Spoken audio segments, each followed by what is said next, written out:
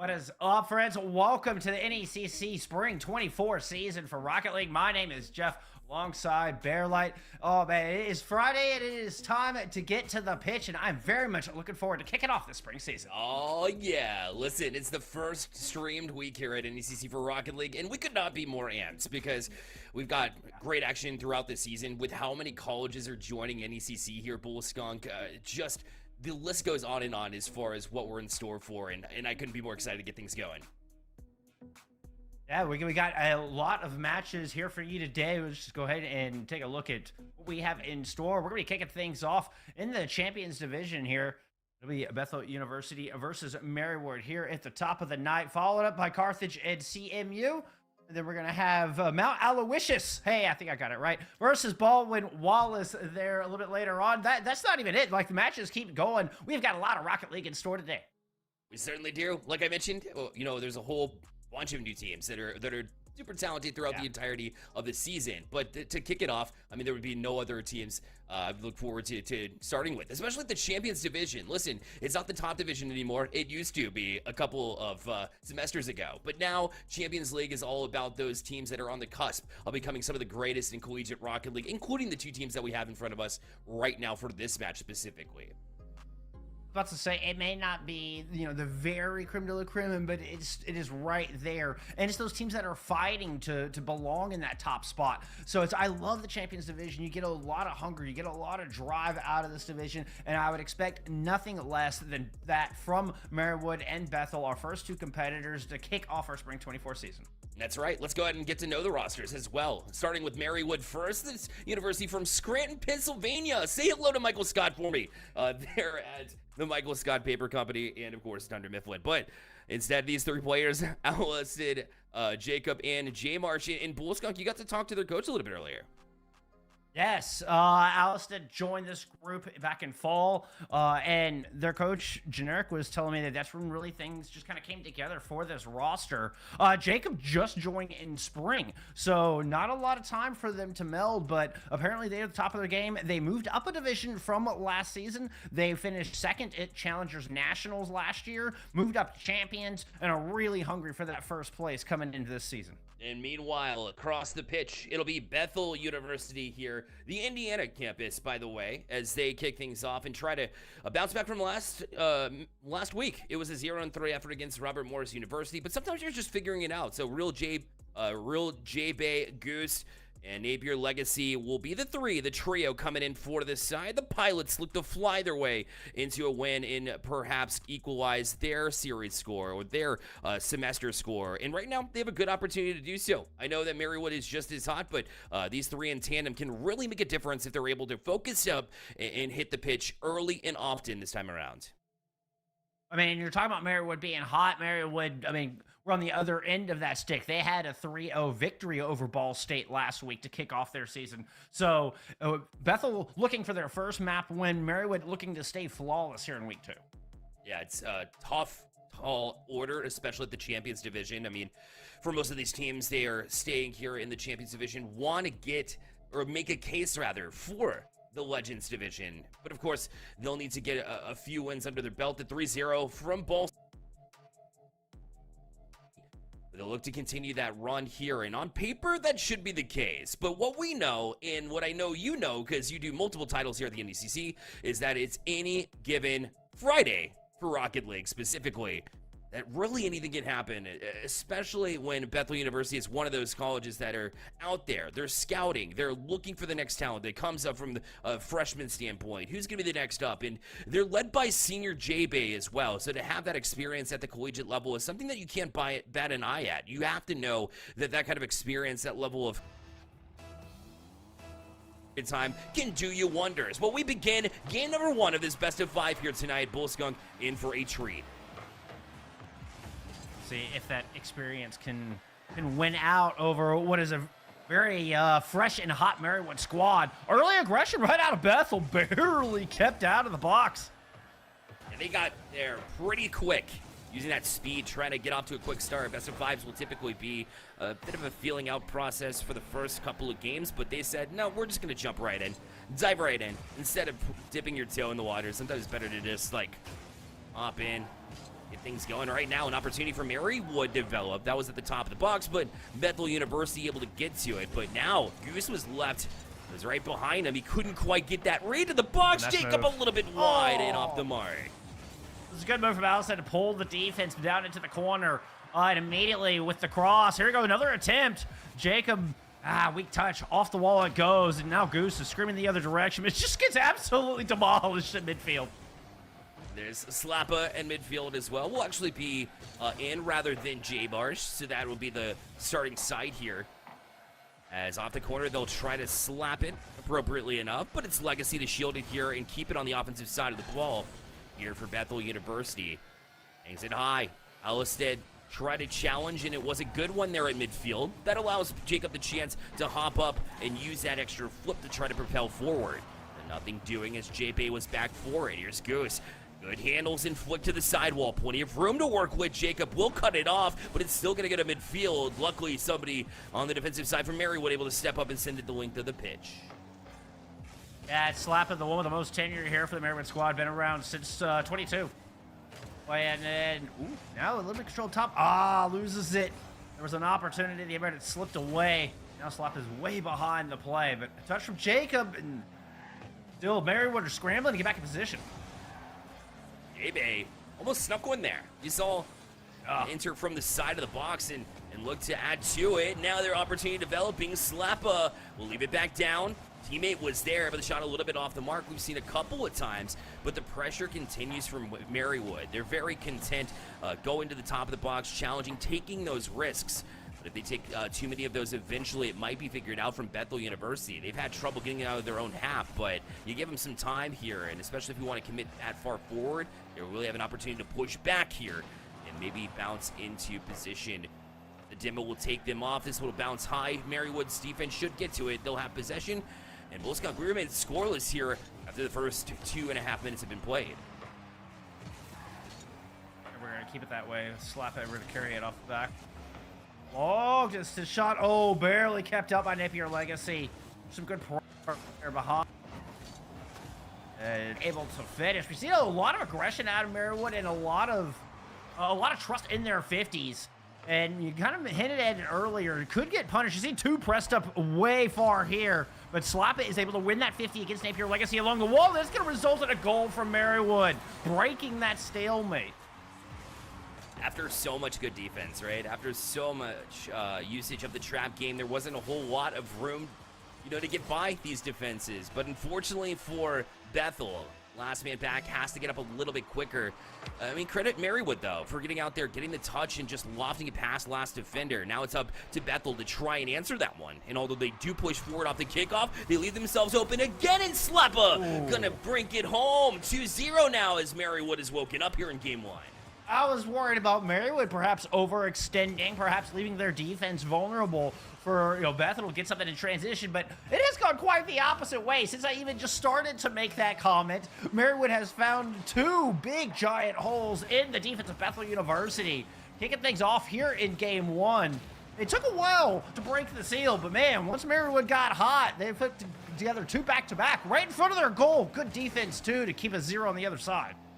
And a big difference here has been Marywood and their ability to, actually finish off their defensive chances. No disrespect to Bethel, who has been relatively perfect defensively for the first 3 minutes, but they let it slide a little bit. And when that happens, Marywood has been able to take advantage of it. Meanwhile, Bethel University, they've been putting on good offensive chances, but when Marywood's defensive rotations have been as clean as they are, when their outlet passes have been just as clean, the same, they've really allowed them to jump out into this lead.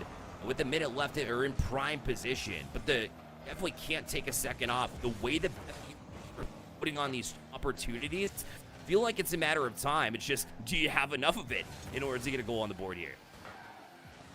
Can they find that opening? Can they find that split-second timing where Marywood has left their defense vulnerable? So far, the answer has been a big fat no. Good rotation here, and Marywood will not be caught up. And a nice pass right above the goal. Two floating on it. Nobody from Bethel could put it home. Again, just wrong place, wrong time. It's a little bit about the execution style. A little bit of it has been unlucky for Bethel University. That was clean. They went 1-2, but number 3 has to be there as well if you want to beat this Marywood side. They'll get a third, a consolation prize here. 3-0 Marywood. They will take game number 1, more than likely, barring a miracle. And, that's exactly the start they're looking for. As a coach, you can't be more pleased than to come out, stop a red-hot offense from Bethel University, shut them out, and then hop to 1-0 in this best-of-5 series. And that's the third time I've seen Marywood go for that exact play as well, with different players, mind you. There it was again. Keep an eye on that. If Marywood are going to keep finding openings with that quick pass off the near post side, until Bethel can stop it, expect Marywood to keep hammering that goal. Slap it with a hat trick. That's a pretty good consolation there, Bear Light. Certainly is. Yeah, I think that's why he, placed that in very last inning. You're already up 2-0, but obviously you never know, especially when Bethel, the way their offense was clicking to some degree, and then was shut down consistently. I mean, hat trick is impressive for sure. Slappa stepping up as a leader of the at least the striking ability of this Marywood team, and will continue to try to do the same thing, right? I like teams when they recognize their role play. You know, you didn't see a whole lot other than Slappa, you know, trying to really be that striker. A lot of them were just, you know, the whole team as a whole, where they were just really good clicking on the defensive side and let him go to work. You got to feed the hot hand sometimes. If somebody's scoring, you give it to him, you feed them, and just watch them pop off. And that's what we saw from Marywood in game number 1. Well, I mean, we kind of questioned before the series started, is it going to be the vets or is it going to be the fresh faces, the hot new talent, you know, that prevails here in this matchup? It's kind of the dichotomy we had before us. Well, it was the vet of the Marywood squad who has the other 2 fresh faces, but no, it was Slappa, who'd been around since, you know, for at least 2 seasons or 2 years actually. So that'd be probably more like 4 seasons. I don't know. However, that collegiate math works out. That's above my pay grade, Bear Light. But my point is, so far the veterans are on top, man. They are. They're shining when they need to. And I would argue the same thing for J-Bay, who's, you know, pretty clear of mistakes overall, but you can't clear Bethel University for the mistakes that they did make a little bit earlier on. And when you build that lead, sometimes it feels like it might be insurmountable, and your Marywood might be gifted one. Wide open net, nobody back. Bethel University's offense might be doing a decent job to hang with it, but Marywood has just found their defense slacking sometimes. Goose just missing that challenge. Mary continues to win 50s and continues to get goals on the back of it, and all it took was one smart move from Jacob to go underneath to direct that ball downward. That was all it took. Bethel caught a little flat-footed on that one. Not sure where the rest of the defense was. Know where Goose is. They're in the junkyard right now. Bethel are going to lose possession at midfield. Marywood seem firmly in control already out of the gate. Yeah, they seem so much more poised, so much more methodical, but look out, shot taken, Goose. We'll finally giving them some life there. Yeah, that was a great shot.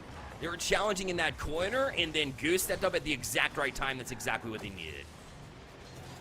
All spat out, got away for both Marywood players. I don't think anybody expected it to spit out towards Goose like it did. And there you go, just like that. Bethel are right back into this thing. That's the kind of goal that's going to breathe new life into the squad. That's the kind of goal that gets everybody back on the edge of the seat and communicating again. Yeah, and that's exactly what you need to do against Marywood as well. We're starting to find out little by little why they are, or why they started their season off with a 3-0 win over Ball State Black.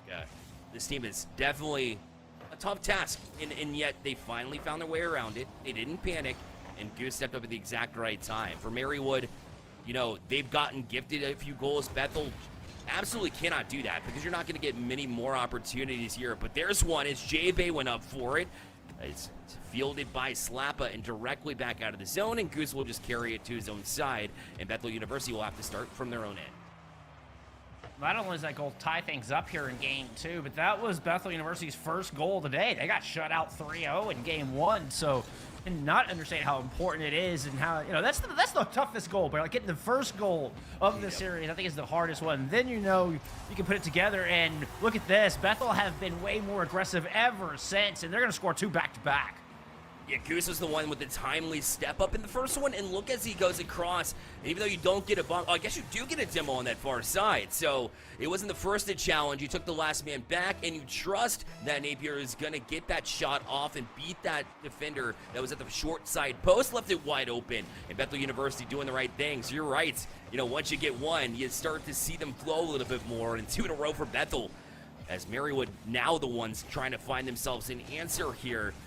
But plenty of time here in this game number 2. Bethel have put things together, but they'll need to continue it to have some success in this series. Bethel, one of the first aerial 50 that I've noticed in the past 8 minutes right there. Getting a little bit quicker on the ball. They're starting to liven up a bit. Nice touch there. Get it out of the backfield. Gets past 2. Third man did come up from Marywood with the touch, but still, Bethel are slowly but surely driving forward. Yeah, making progress. Now all of it was stopped. Alstead and Slappa will combine on that one. A bit of tripping over one another. Yeah. You eventually get back to it, but a little bit less of the clean play than we saw in the first time. Good patience from Slappa, though. to hang back there, challenge it at midfield instead of getting ahead of yourself and maybe pulling your defense completely out of position, especially when you've surrendered to the last 2 goals. This will make that difficult for Slappa. He just has to play it back in the slot. Not a good touch. Back down, though, and Napier can't find the angle. Tried to use that corner to bounce it across to a teammate, but no teammates available. And Goose will get right to it and send it right back to Marywood's side. Dodge from Jacob. Was threatening there with the demo. Everyone looking like they're starting to wake up here a little bit. They were looking flat-footed there for a moment. And, saw it from Slappa first. Just starting to rotate more, even just quick, tight rotations. Don't sit in the same spot. Nice dump here. Goose gets demo, but saves the goal. Goose has been so loose. Has not been panicking in some of these situations where things haven't gone his way. He comes right back out and is able to make plays like that. That was a very strong save because it seemed very awkward where he was. Last man back as well. Very important. Look at him step up on this play as well. Slappa just back up in time. We talked about Slappa being an offensive presence, and he's been forced to play a whole lot of defense this game, Bull. 63 seconds left on the clock. Everyone to keep that one out. Slappa goes caught sitting still again. Demoed in front of the net. Marywood does not get a great touch on this ball. Napier's going to keep it in the zone. Has a little bit of help to work with. Has 2 players. A little bit of a double commit. Ball dropped right in front of the net. Marywood's going to run away with it. Oh, the double tap will tie the game. There it is. Slappa's been playing so much defense in game 2, but now uses the wall to propel them forward, the flip to get them lined up, and they go far side post with a double touch. 42 seconds left, and Marywood looking to head to match point if they can get another one. After Bethel hit 2 straight, Marywood, it took them a little bit of time, but now that they've gotten the second one on the board, momentum has been stolen back. But can they keep it? They can't. No. J-Bay, the senior, breaks through on their defense. And with 32 seconds left, Bethel back on top. And everybody from Bethel has now got a goal to their name. Everybody from the Pilots getting involved. It's going to take a full team effort to close this one out. It was a near miss there for Marywood. They've been living on a knife's edge, and unfortunately in game 2 here, they're starting to fall on the wrong side of the tracks. Yeah, it's been a little different. But look now, opportunity shining itself. Jacob couldn't find the double touch, but Marywood still on the gas pedal. Goose, a large clear. With just 16 seconds left, they're trying to kill more time on this offensive side, but J-Bay wasn't able to connect. Down to 10 seconds left. They'll look to press forward, but Napier had other ideas. Good shielding, it plays it back down to the ground, and Slappa needs to keep it up in the air, and Alstead will do it temporarily. J-Bay lets it fall to the ground, serves as a fake, and Bethel University have tied the series at 1. What a comeback. It was 4 unanswered, moving it into, spanning from game 1 into game 2 for Marywood. And then Bethel just came alive. I felt like all of their shots came... Oh. I'm not sure. I think I don't know. Actually, let's see what's going on. Are we still got series nonetheless. All right. I was worried we had something exploded over here. I was concerned there for a moment there, Bear Light. Maybe something did. We haven't actually been told yet, but either way, we still have action going on. So, a little bit of what you're talking about was Bethel University getting their first goal and then seeing things start to flow. This time around, they got their first win of the season, right? Because they got 0-3 and lost the first game. And they're going up against Marywood and got their first win of the season in a game. I mean, that could be a big building block as well. Now, with a head full of confidence, they are challenging the Marywood third. Gonna be a dump from the outside. Jacob can't get to it, but there's nobody else to follow up on it. Still patiently challenging in. Napier finally makes a move. Real J-Bay trying to take a shot. That was off the near post. Goose is going to follow up with one. Also, nowhere near. I think they're looking for the pass off the wall. We just can't quite put it together just yet. Still trying to work through those little things that go, and happen in the beginning of the season that you want to clean up a little bit. Sure enough, Goose finds a relatively open net. In fact, Jacob can't get back to it. This is the first time I've said this, Bullskog. Marywood making a defensive mistake, a large one, that left the net wide open. And I kind of saw the vulnerability all the way back in game 1 where they were put 2 in deep. And go and challenge a 50 with somebody already deep in enemy territory. And it all takes is a split second for that to go the other way, and we're starting to see this entire tide go the other way. Now Alistad from the corner, looking JP challenging, just being pesky, right? Get in their face, cause some chaos, especially when you have the 1-0 lead here. I do like that strat. However, Jacob stepped up, took a shot. Goose was ready for it. Let it hit back down to the ground. Your Legacy waiting for Goose to just bank it off that corner, but got a little bit too far ahead of it. Fortunately, position will throw them off a bit in their offense, will stall. That'll allow Marywood back to it. Goose try to knock it away from them as well. This will head from middle field. It's Jacob in. One from Bethel University up for the challenge. JB will eventually jump to it, but left it on a platter for Slappa, who will move it past one defender. Goose stays on this one. Good job to communicate that one. Almost an own goal there from Marywood. Look out. They are able to survive at least, and Alistad back out the center. Oh, Goose is indeed loose. Bethel committed hard against the wall, gave him a lot of space. Marywood were able to use the lateral side of the pitch to open things up. Good play out of Goose, put pressure back, and feels like we're kind of back in neutral territory again. Both teams fighting possession for positioning here in midfield. Oh, a nice move from Marywood. Stuffed up for it. Jacob cannot do anything with it. Napier's stuck on Jacob. Papa comes up trying to make a play, gets a touch. Nobody there to receive the cross. Bethel, ooh, a good pinch off the wall, cleared the zone, and even forced Jacob to stay honest there in the front of the net. And I like that Slappa is trying to play boost control as well, stealing those on the way out. You leave Bethel without any boost, and it's a lot more difficult to make these saves, especially in the Champions Division, where a majority of the game is going to be played, in the air. So you're continuing to get in their face, try to cause that little bit of chaos, bumps, demos, also stealing that boost would come in handy here. But Goose was able to find 100 and carry it all the way down. Now Alistad looking for Slappa's got it. Corner shot taken. A little bit too far. A little bit too less of an angle than they were looking for. They'll have to jump out and start again. The passing has been there for Marywood. They just haven't been able to take those passes and really mount anything with it. Really good touch from J-Bay. Unfortunately, Bethel have not had the same success with their passing, and as such, not able to escape the zone on that one. Good carry here from Slappa. Drop it in front of the net. J-Bay there with another huge punch down clear. Gonna follow up their own pass. Oh! Scary moment. Marywood still managed to escape that one unscathed, or at least narrowly so.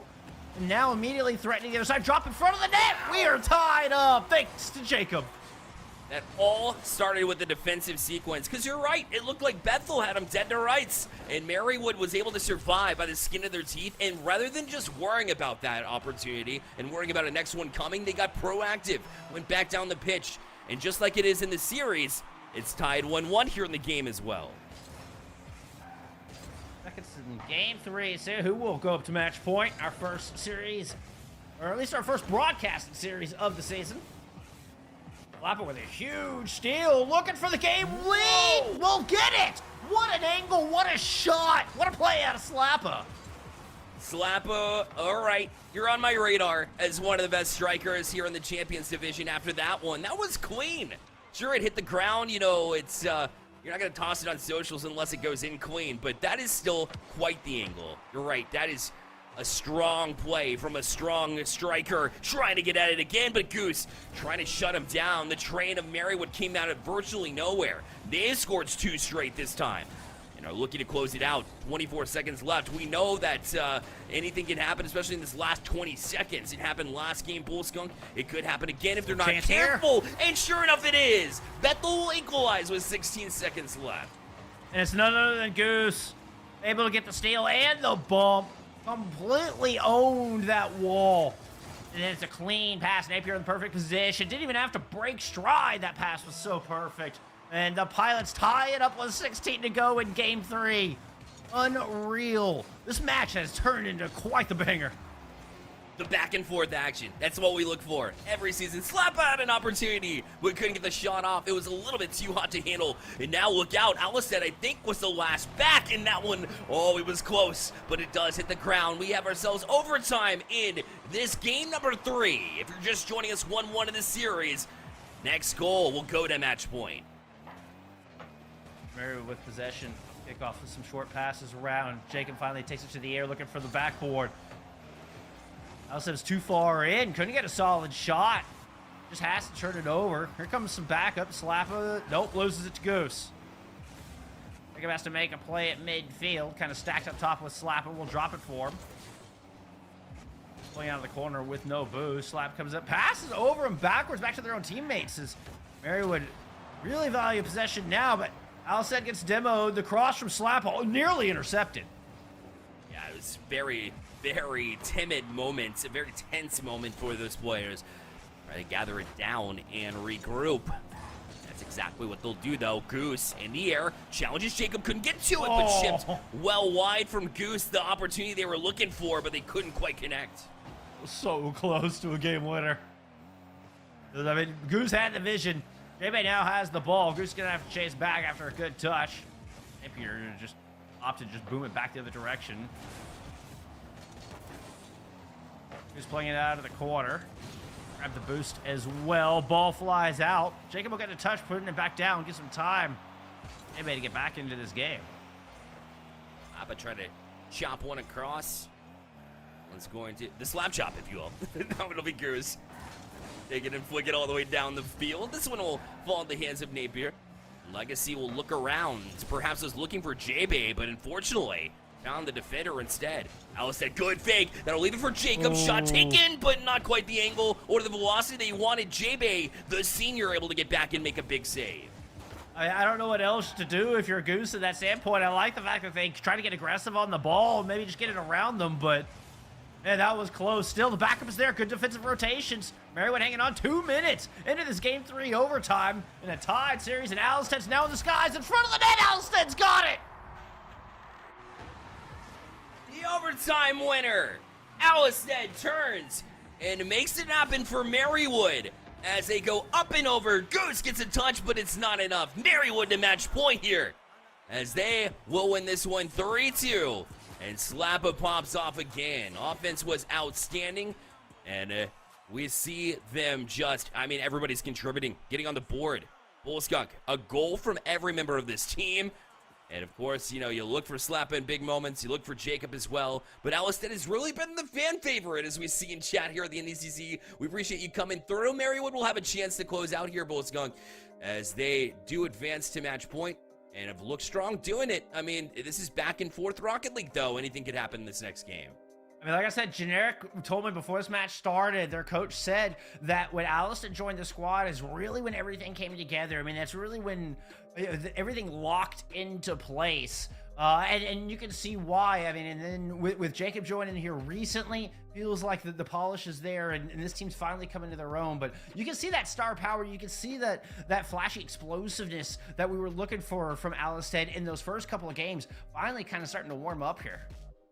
Yeah, once you get going, I mean, it seems like this team, when they function well, when they're hitting their passes, it's unreal how quickly they can transfer from defense to offense. We saw that a couple of times, especially the one that, you know, forced overtime to begin with and got them going. I think it was the one that put them to a 2-1 lead that Bethel then had to come back from. However, Merriwood, who is not playing Merriwood, but instead Bethel, we'll get that updated in just a moment, by the way. The Pilots need one here.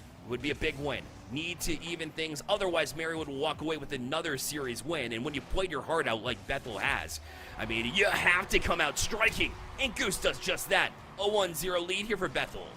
Anytime Goose needs some wind in their sails, anytime Pilots need some wind in their sails, you know where I'm going with this. Goose is there to give it to them. Goose gives them the momentum they need to just get right back into this thing. I mean, you can't help but feel anytime that Bethel University are feeling a little bit discouraged, Goose is right there to lift them back up with a good goal. Goose really has been the difference maker here. I was looking at J-Bay as this senior, but really anybody at any level in esports can pop off, become a leader. I've seen, I've been around the high school scene and the collegiate recruiting scene with Stapleton all the time, and I've seen like sophomores in high school be the ones to step up vocally, to be the ones to step up to make the big plays. And right now, Goose is definitely making the big plays here and has put Bethel in a prime spot to at least keep themselves alive and keep them in a match that, frankly, we thought Marywood might run away with on paper. Oh, nice pitch. That had a good shot at being goal number 2. And I can't help but wonder if maybe we're witnessing that moment. I mean, we're early in the season. It's week number 2. Bethel will put up their first map win of the season already here. Looking like a different team than what we saw in game number 1. Oh, hold that thought. Hold that thought. Oh, in front of the net. Slappin will tie it up off of that waterfall. So unfortunate in the positioning. Alistad just made it difficult, though. Let's be honest. That one is a hard one to read. I don't care what level you are. But J-Bay, you want to be better. You want to find that read. It is a difficult one to make, yes. But it doesn't feel good when it finds its way in, especially when, Bethel, you build that lead. You want to keep in it. You want to gather a lead and keep it. That would feel much better than having to chase the game and get you back in it. But of course, no other than Goose to jump on it multiple times. It'll keep this pressure on here for Bethel right off the kickoff to get right back to work. Yeah, Goose making sure Marywood still has their head on a swivel. Almost danced around, too. Quick moves, push it in front of the Marywood net, will lose control. J-Bay comes in with a touch, but Marywood still launches it down. Jacob drops it out of the sky, but nobody else there to follow up.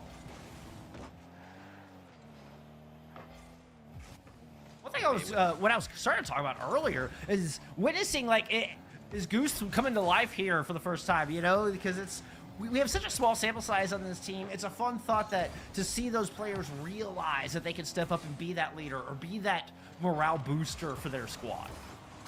Absolutely. Just like that, Goose. That's what I'm talking about, sir. Right on cue. Right on cue.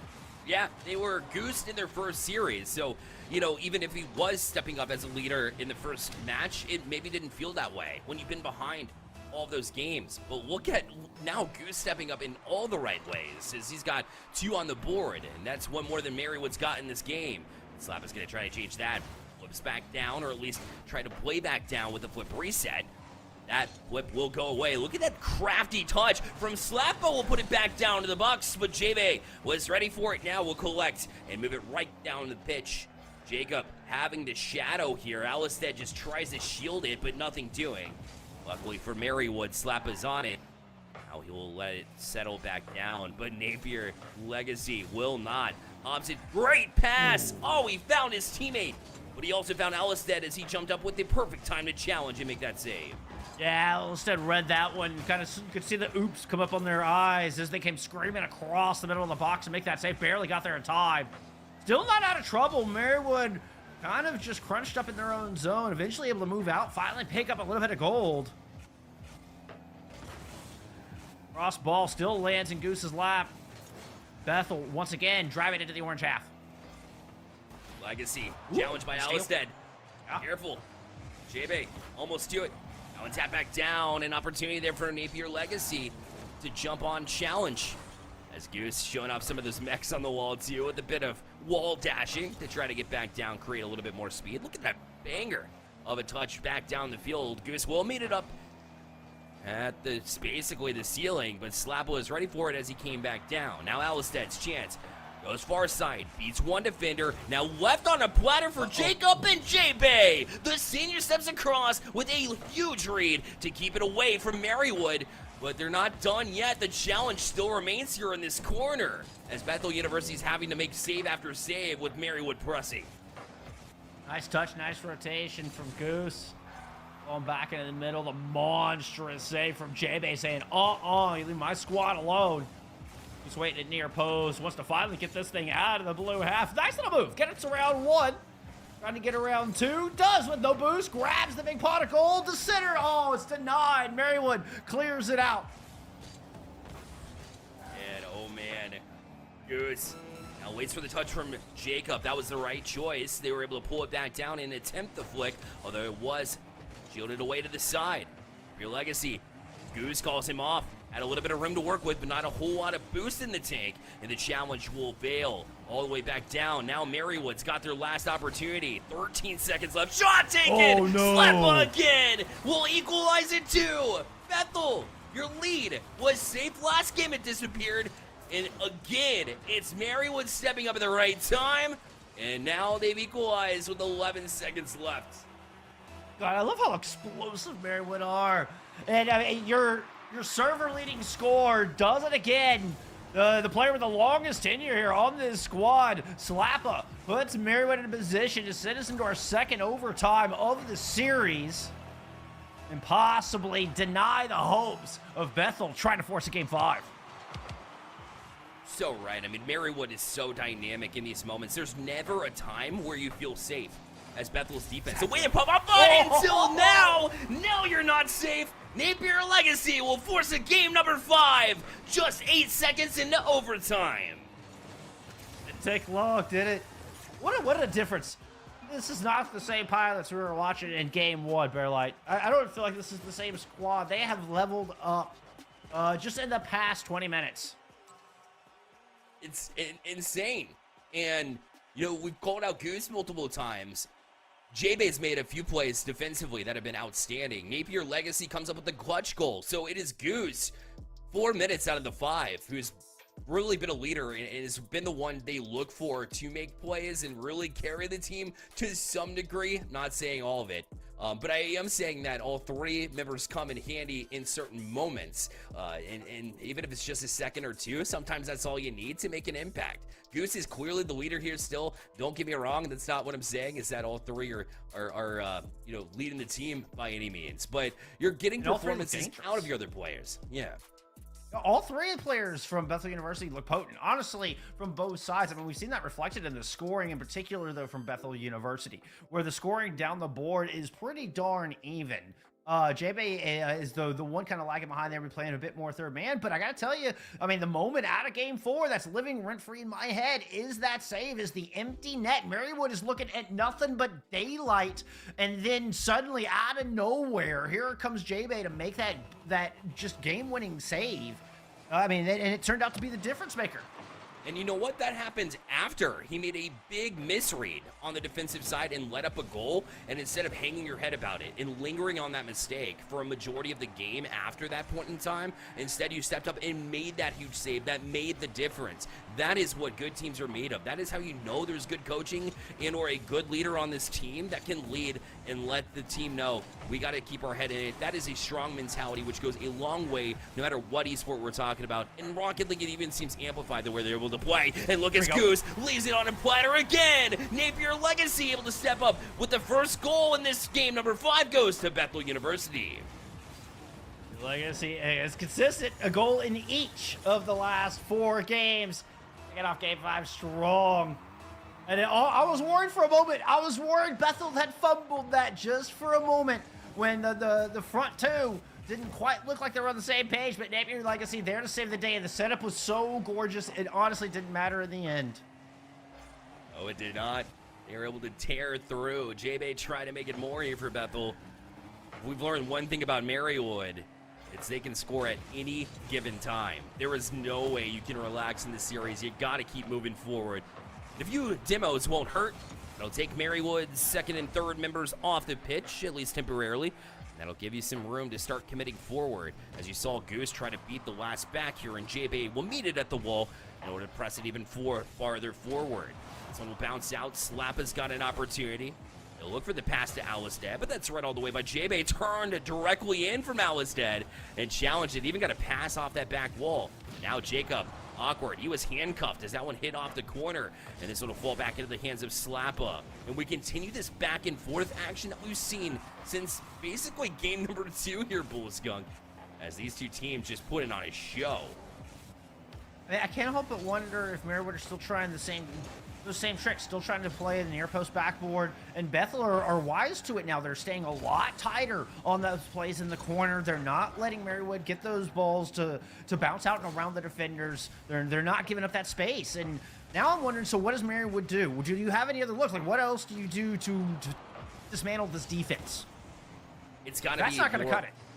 It's not. You're right. It has to be touch passing, more touch passing. It looks like, Marywood's trying to play that same speedy play when really it's about those crafty, methodical touches around this defense who's been all over it. I mean, Bethel University is playing with speed, and if you can tap it around them, if you can slow play it and pull them out of position, that's when you'll see the most effective gameplay here from Marywood. That's when we see them break through the most.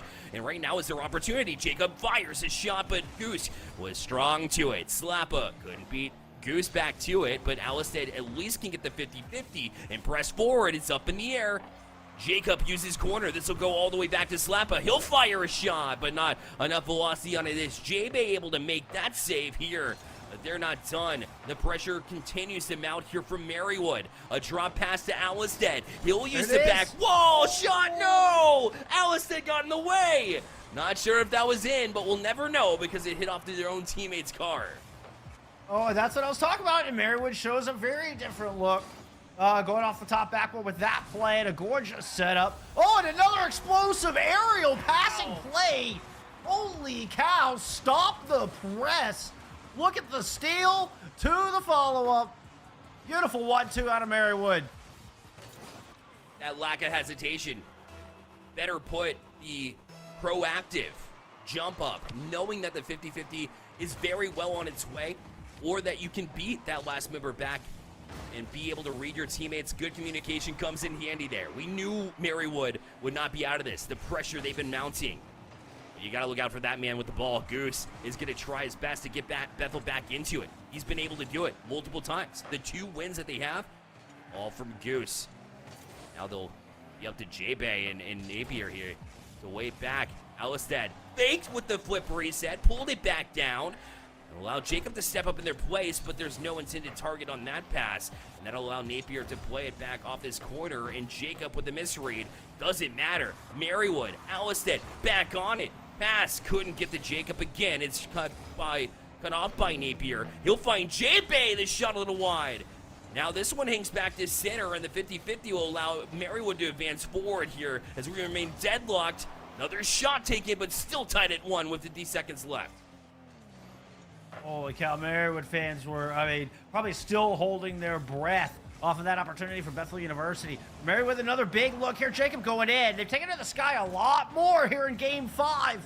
They managed to get it to work once, and they put a lot towards the net, but they need one more to close this out. Otherwise, we might head to our 3rd overtime in a row here in this series.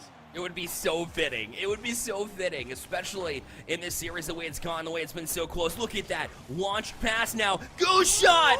Oh, what a save! Jacob on the back post. Now look out. Slappa in transition here. And J-Bay with the glitch. Now chopped at. It's open. It's free. But they couldn't get there. The defensive Bethel just a little bit quicker than the attack there of Marywood. Back down to the ground. 2 seconds left. Just a wise choice to kill it. Of course, we're going to overtime in Game 5, Bolscon. I thought that move from Alistad to send it back the other direction when Bethel University were all facing the corner was going to do it. Slappa goes right out of the gate here. Marywood lost the Game 4, 6 seconds into our previous overtime, and they're threatening immediately off the kickoff, but Jacobs lost it at midfield. Now it's going to be Slappa to just slap it off that wall, and now is looking for a target. And Jacob, good thing he pre-jumped because that first member of the defense from Marywood was not able to get to the challenge. This one will play sky high. Jacob had some room to work with. We'll have this read for a second touch, trying to throw off this defense. Slow plays it. It's open. Alistad buries it. Top cheese. 2-1 in overtime. Marywood will win the series 3-2. The key to bring this Marywood team together is the player that will win it for him in a Game 5 overtime. Oh my goodness, a huge congrats to Marywood. Oh my, y'all have to be loving Alistad in chat now. If y'all aren't already before an overtime game winner, what more could you ask for? Looking for the spabs for sure. Incredible work from this team to dive deep. When it seemed like Bethel University was going to give them a run for their money, well, they did, and they still stood tall, even though the challenge, the cavalry from the other side were heading their way. The pilots couldn't quite fly over the mountain that was across the way. Marywood comes up with a huge victory here in this series. in a series where we came in saying, hey, it was 3-0 for Marywood in week 1, 0-3 for Bethel in week 1. So surely it's going to go Marywood easily, right? Bethel made a case. Right. Goose played well. Both of these teams played their heart out and put on the show of a lifetime to kick off the NECC semester. You got to love it. I love what we saw out of the Pilots. And you are so right. Not only were our expectations very skewed in Marywood's favor coming into this match, but even heading into game 2, it was a clean 3-0 in the first one. Bethel was looking a little flat-footed, was looking a little slow. And man, I think we really saw them come into their own. And I mean, we're going to see more good things out of J-Bay Goose and Napier Legacy. I have no doubt. But I mean, impressive match. A heck of a way to kick off our spring 24 season. And we have got a lot more coming up. We're going to take a quick break, but around the corner, more NECC Rocket League. Don't go anywhere.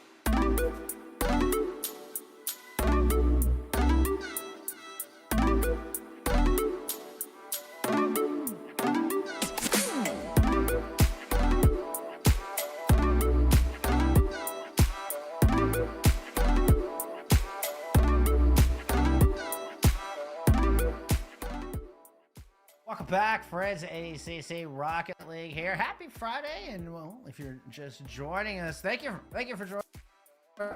And for our second game of the day, I might have just died. Oh, there we go. I fell into the void for a second, Bear Life, but have no fear, I am back. And we have returned to continue with more Rocket League here, and we're gonna stick around in the Champions Division. We've got Carthage Red taking on CMU Eagles coming in. That's right. I mean, we talk about the Champions Division being that the cusp of being the greatest in NECC. In fact, they have their opportunity to do just that. Both of these teams coming in with experience. We've seen that in the past as well. In fact, let's go ahead and get right into the rosters, shall we? Let's go ahead and look at Carthage first here momentarily as... You know, the Firebirds coming in. It's a battle of the birds. Firebirds and the Eagles. Firebirds bringing Datsun, Psy, and Vale here for the 3. And then, of course, the Firebirds will be going up against the Eagles. CMU, just 400 miles to the southwest in Fayette, Missouri. Datsun, Psy, and Vale will have their work cut out for them here today. As, you know, CMU, definitely no sleepers. The Eagles come in with the passion. Yeah, the Firebirds coming in off of a very tight 3-2 win in week 1 against the Hoosiers. So, hey, they're 1-0, even if just by a very small margin, by the skin of their teeth. The Eagles, well, we can take a look at their roster, but we haven't gotten much information out of the Eagles yet. We don't have any information on their week 1 match. We got rescheduled or something. We don't really know exactly sure, but all we know is they are coming in fresh, 0-0, clean slate. And, well, hopefully ready to show us what they got today, Bear Life. Yep, and also have a very esports-themed font going on as well, which I appreciate in their logo. But yeah, the Champions Division definitely comes with the best. They also come with experience. Adams Parkway and Gan both coming in as seniors. We talked about how that leadership can come in handy, and we'll see if that's the case. I mean, Datsun on the other side also a senior, so plenty of leadership both ways, plenty of players that have been there, done that, and are actually getting some of their younger talent on too. Vizzy is not currently playing for CMU Eagles tonight, but you know the freshmen's looking up to their seniors and seeing, you know, what's the identity of this team? What's the play style of this college? Can CMU, Central Methodist, put up a win here in their first officially recorded game as we get to the pitch here momentarily? This best of 5, of course, all about getting the strong start, but also about filling out your competition like we just saw in the last one. You cannot take a second off, not at the Champions Division, or else you will go to a game 5 and have to sweat in order to get the job done. Kind of circling back around to, you know, you got Vizzy, you have freshmen you like Vizzy sitting on the bench and watching the seniors, watching Gan and Adams Parkway, and you know, seeing what they can do to set up to become a starter, to get that elusive starting role. And it's so important to these squads. It's so important to the teams like Central Methodist University, that they really create a strong legacy, that they create a strong program to where that they can seamlessly move in through the years, so they can seamlessly pass the baton down to the freshmen. And I love seeing the teams kind of maintain and where you get a sense of excellence, you get a prevailing identity and personality through the squads, through the seasons, as you see players grow and come and go. Certainly do. Down to the pitch now. Best of 5 begins now. Game number 1. The Carthage named the Firebirds so they can keep warm up there in Wisconsin. We'll see if they can get off to a red-hot start. As right now, actually, it's Central Methodist. It's really been pushing at them. They'll get the first goal as well, as Dunk will use just a little bit of that corner. Didn't have a whole lot of space to work with, but made good use of it. And there we see Gand with the big connect, clears the back post, really creates a lot of space, putting things up for that first goal. It only took 20 seconds for the Eagles to, well, show us which bird's gonna soar highest, at least early. Let's see if this trend continues. Challenge midfield. Vale already on it. We'll launch back in it. And challenge needed to be made by Adams Parkway. Now as a teammate to follow up, that shot just a little bit off the mark to the right. Dog finds Gan, good passing play. This one in right back at it, no hesitation. The shot again a little bit high, but again, the 1-2 punch here from Central Methodist. That was a clean back and forth situation there. That's just getting everybody involved. It was totally calculated. That was absolutely calculated. They just wanted to throw the defense off as much as humanly possible. Gotta add as many extra taps and touches as you can. I mean, that's just put it on the highlight reel. Demo here early, we're just camped out, living in the blue half at the moment. Constantly on them, pestering them.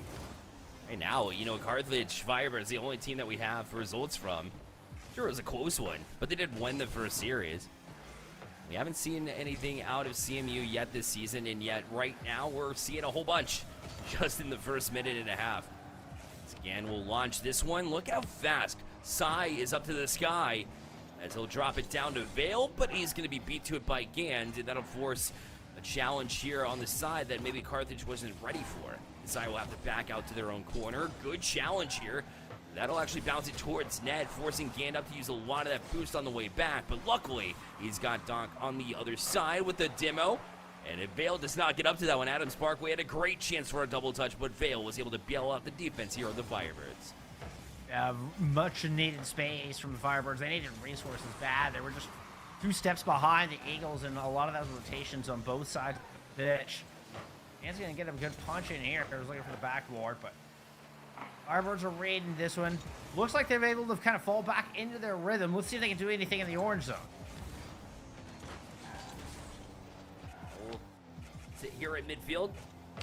Look to trap the zone. It's a well played for sure. Sai will toss it right back down. Oh, that was a good idea for sure, as they had a teammate right there in the slot to try to drop it down too, but CMU was able to read it, so just a step quicker. And that amazing play that could have developed, but instead it's going to be Sai to clear it right back out. Adams just trying to poke it away from Vale. The shot taken from Sai, but it's going to be met there from the defense of CMU, and they barely bailed themselves out. Now a chance develops the other way, and this in Rocket League continues into match 2. Very similar to what we saw last match as well. That was a pretty nutty save from Sir Donk. Got a goal and a really good save to their name so far in 3 minutes into this series.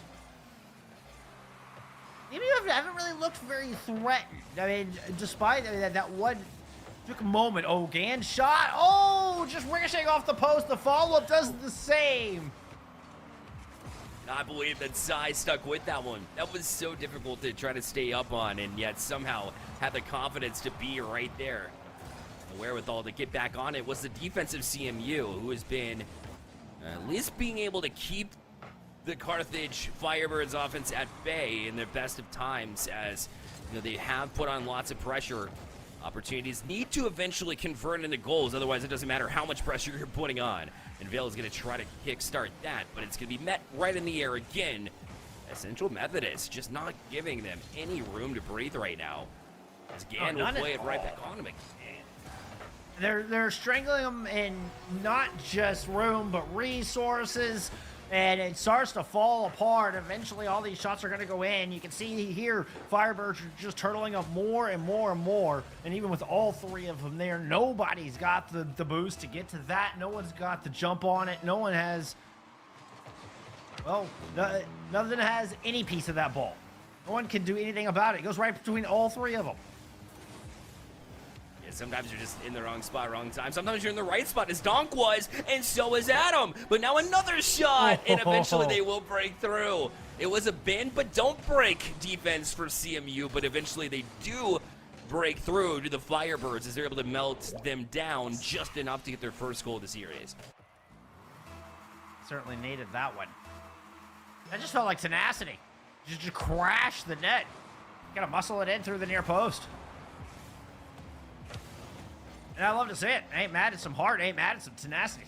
I wish some determination. And nothing. It doesn't always have to be this flashy, clean goal. Exactly. Turbo in, it's all that matters. That's right, man. I'm talking about, you know, that Turbo Pulse, 4-time world champion, never did anything flashy. In fact, it was all the tap-in goals because you position yourself correctly all the time. So you're 100% accurate there. A Turbo Pulse would definitely argue for you there, but. Now Carthage still running out of time here. Need 2 more? Not likely. Not the way that CMU Eagles have been playing defense. The opportunity, last one here perhaps, as now it'll be Dustin to try to play it back off that corner, but nothing doing. It'll be played high, and with the clock at 0 now and a 2-goal lead, it'll be Central Methodist off to a quick start. They got 3 in a row. As Carthage Firebirds, they were able to muster 1 goal back and perhaps gain them some momentum, but at the end of the day, it's the Eagles on top for game 1. And that 1 goal matters. I always talk about how the first one's the hardest one, but it's really the shots that I think is most indicative. I mean, it felt like a lot of possession was in the blue half. It felt like Carthage had really 1, maybe 2 good looks at the net, but the rest of the time it was playing defense. And Firebirds were just kind of struggling to keep up with the pace that the Eagles were putting out. Yeah, they just need to launch their main cast here, and I didn't see a whole lot out of Dotson this time around, but Dodson rather. But Dodson sure to jump out and was a large part of that goal that they were able to get on the board. So I think you keep on trying to find ways to get your best involved, to get your strikers involved. We mentioned the last match; it will apply again. You just have to make sure that you get them the ball number 1, but then clear up some space. I would love to see a little bit more physicality, and perhaps if that's the case, they can ride that momentum into a game 2 that feels a lot better for them. Gotta find something. Gotta figure out some way. If they keep doing what they're doing, it's not gonna work. So, gotta find some way to fight for space and to fight for those resources. Because the Eagles are claiming everything. Every inch you give them, they're taking those miles in space. So it's fundamentals, I think, for Firebirds at this point. Get back to them sometimes. Have a large focus on what you're doing, and that's not a good focus right there. You lost focus there defensively, and CMU was able to bounce back. So any momentum that was gained from that final goal that they were able to muster up in the last minute of the last game have been taken away, as the kickoff goal only took 9 seconds there, and Adams Parkway gets CMU on the board. That goal explosion was awesome. Uh-oh, we can see it again. He was listening to you. He said, hey, listen, if you appreciate my goal explosion, let's see it twice. Another kickoff goal, by the way. Yeah, that's 2 in 12 seconds. And the Eagles just, they are relentless here with this aggression. As soon as the clock starts, the Eagles are in your face. They are go. And once again, you didn't get a kickoff goal here, but you're still pressing again. You're still making Carthage really think about their next move. And there's another one. 3-0 now. Not even 30 seconds in, and this team has just put on a show as far as, how do you pressure and how do you make it difficult. And right there, I don't like the touch from Vale. A bit of a double commit there. If you're going to get a touch, you got to let your teammates know. Unfortunately, let them out to dry. So, credit Central Methodist, though. If Carthage is going to make these mistakes, if they're going to continue to fall into these pit holes, then of course the Eagles are going to fly high and make them pay for it. And that was what she needed. Sai will finally kickstart them. Man, you wish it came before it was 3-0, but that's still a highlight reel goal. Oh, yeah. You're absolutely right. That's a highlight reel goal. And a very important one here for the morale of the Firebirds. I mean, the third Eagles goal was feeling like a real backbreaker. The way that defense broke down, the way you're talking about with the double commit, kind of looked like comms were getting quiet and things could really slip between Carthage's fingers in a hurry. But Sai here, keeping hopes alive, keeping spirits up, and keeping Firebirds in this game. Yeah, I love that play from Dodson to pre-flip over. Didn't even have any boost in the tank, but if you don't get over to make that challenge on that pass, that was very dangerous ball. They'll pull it back down, and Sai directly back on it. Done with a double touch, now finding a great pass, but Donk was able to find it and cut it off before it happened. But now Sai, another shot taken, and maybe tried to be too cute with it. They were trying to find the back of the net by sneaking it into that short side post, but instead, it was well off the mark and has to go backwards with it. There's no other challenge available. Sai got to take a shot. A bit of an awkward play there as they were up on that post. Never an easy save to make when you're in that awkward position. But somehow they're able to keep it out. Keep it at a 2-goal lead. But for how long? Vale was pressing. A good job to bump and body them off that one. But Sai right back to it. The tap down. Using the bottom of the car to take the velocity off. And you blink and Carthage is back within one. And it's Sai once again. And I love the play that I didn't catch who the teammate was beneath him. Oh, I think that was Vale. Vale came in and just stayed low, and it really forced a kind of a Sophie's choice out of the defense from the Eagles. There's no good option. And Sai sees the opening up top and just takes it in, has the confidence to place that shot beautifully beneath the crossbar. Well done, and yeah, absolutely. The Firebirds are right back in this. Still looking to add to it, to get the tie. As you see, again, Dodson causing issues. Vale is back on it, and Sky has been so strong at putting shots on and just challenging them. They haven't seen very many challenges. Carthage was held to a minimal amount of shots in game number 1, which is ultimately their downfall, it seems like, as Sai has been putting on shots. And then now you see them pull back within 1. Still half the game left here in this game 2. Adams Parkway trying to use that back crossbar to get a pass across, but Vale able to get to this one. Now Adams Parkway from the back wall. He'll head out to center. Sai trying to calm it down. Now a demo will end that right in its tracks. And Sai back up. Has the carry. Had a flip reset as well. Uses the corner to try to send it out to the top of the box. It'll eventually get there, but so will Doink. And Vale just having to chop it away. Man, this pace has really amped up since we saw game number 1 start to speed up in the tail end of that one. Oh, it certainly has. Oh, nice opportunity here. Sai's gonna go with another one. That's the Hattie. And Sai has tied it up, pulling the Firebirds out from the ashes. Holy cow. Yeah, the momentum has certainly flipped. I'm telling you, man. You know, I was gonna say sci-fi, but nothing is fiction about this. He is so real. He is just completely came alive, gave in life to the Firebirds, has really sparked that flame to get them going and stay to their identity. Trying for another one. The hat trick, trying to add to it right now with this 4th goal, but finally CMU trying to find a time to breathe, but there's just no time. Look at Sai right back to it. Now we'll kill it. A chance. Dawson now gets a bump from Sai. Tries to follow that up, but it will be eventually 50-50 up to the corner. Back down. No, Vale in the way of Sai, who could have had his 4th, but the teammate unfortunately saved his own goal. I think Adams Parkway was might have gotten the touch on that, and Vale was trying to get the bump. Perhaps did end up in front of the ball. It was tough to tell they were right on top of each other. What a turnaround here. I mean, we talked about the Firebirds needing to fight for more space. They've done it. They're playing a lot more in midfield. They're playing a lot more physicals. We see another demo from Sai, and it's working for them. And the Firebirds have commanded a lot more of game 2. It may be tied, but ooh, Dodson with the save there. I was going to say, it feels like it's up to the Eagles to get themselves back into it, and that was a good opportunity.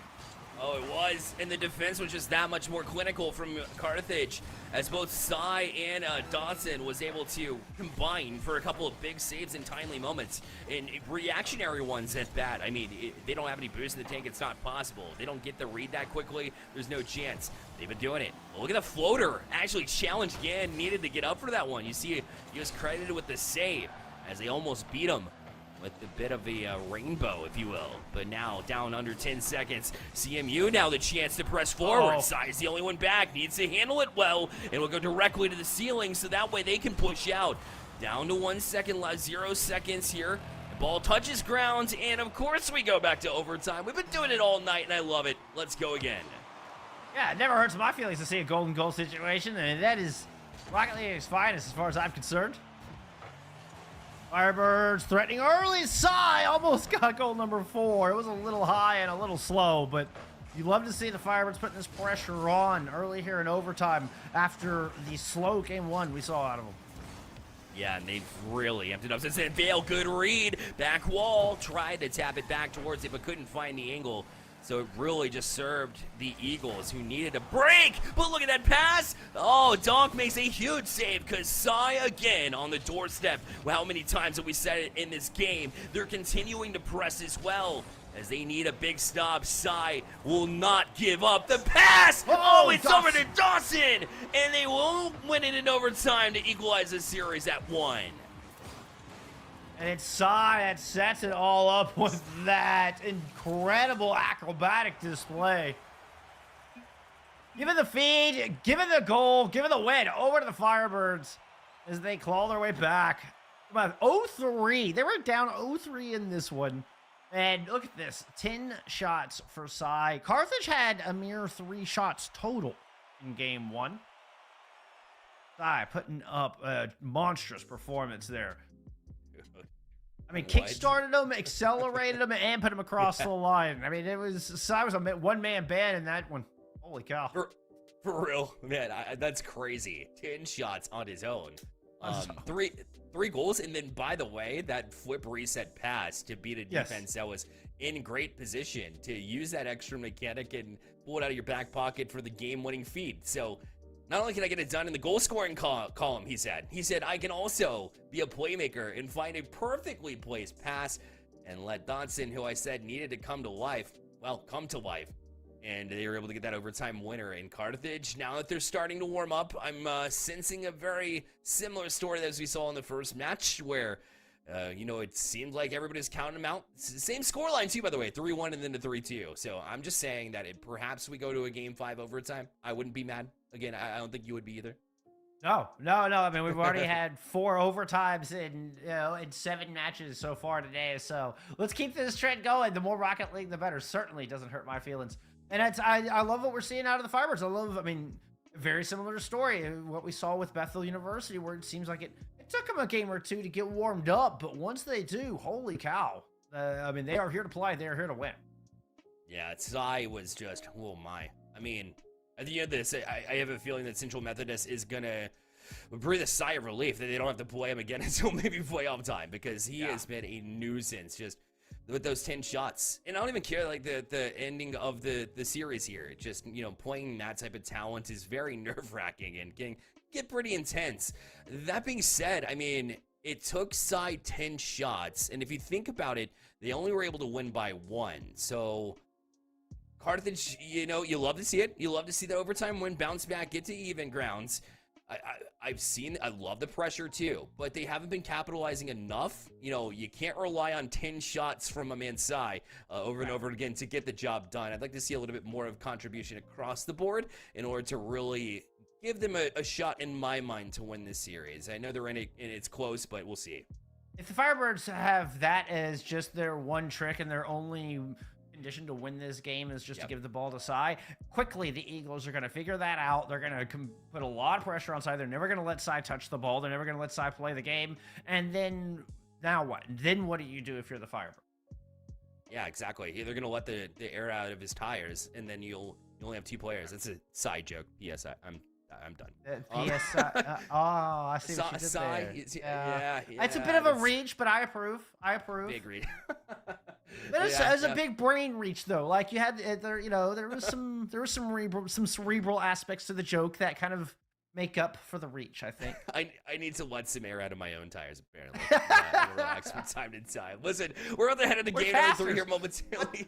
We're casters. We are full of hot air. I mean, like, that's what like, that is what we're doing here. I mean, come on. You're right. It's great to get in front of a camera and talk for this long about this stuff. I mean, because we love doing it. But, I mean, of course we're full of hot air. I mean, let's not beat around the bush here, Bearlight. Anyway. Keep it to Friday, just tune into every Friday, and then we'll see us letting out some steam.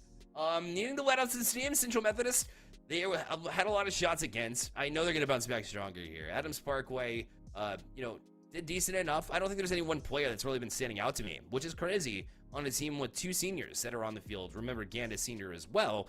You'd think one would step up, and they have been making decent plays like across. I think they're the more balanced team overall than we see with Carthage, but sometimes you need that leader. Sometimes you need that spark of energy to get you going and really prevent those 10 shots from getting on in the first place.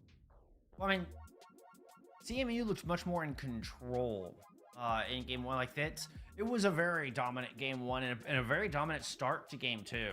So I don't have a big enough brain for this game to tell you exactly, but CMU were firmly controlling the pace, and then it got away from them. And I don't know if they need to play faster, if they need to make sure and stay in front of the plays, make sure they're staying in front of those 50s and up their tempo a little bit. If they got a little lax in the back half of that game and just saw an opening and ran away with it, or if there needs to be a more fundamental change, if the Eagles are capable of that, if it goes past that, if there's more to it.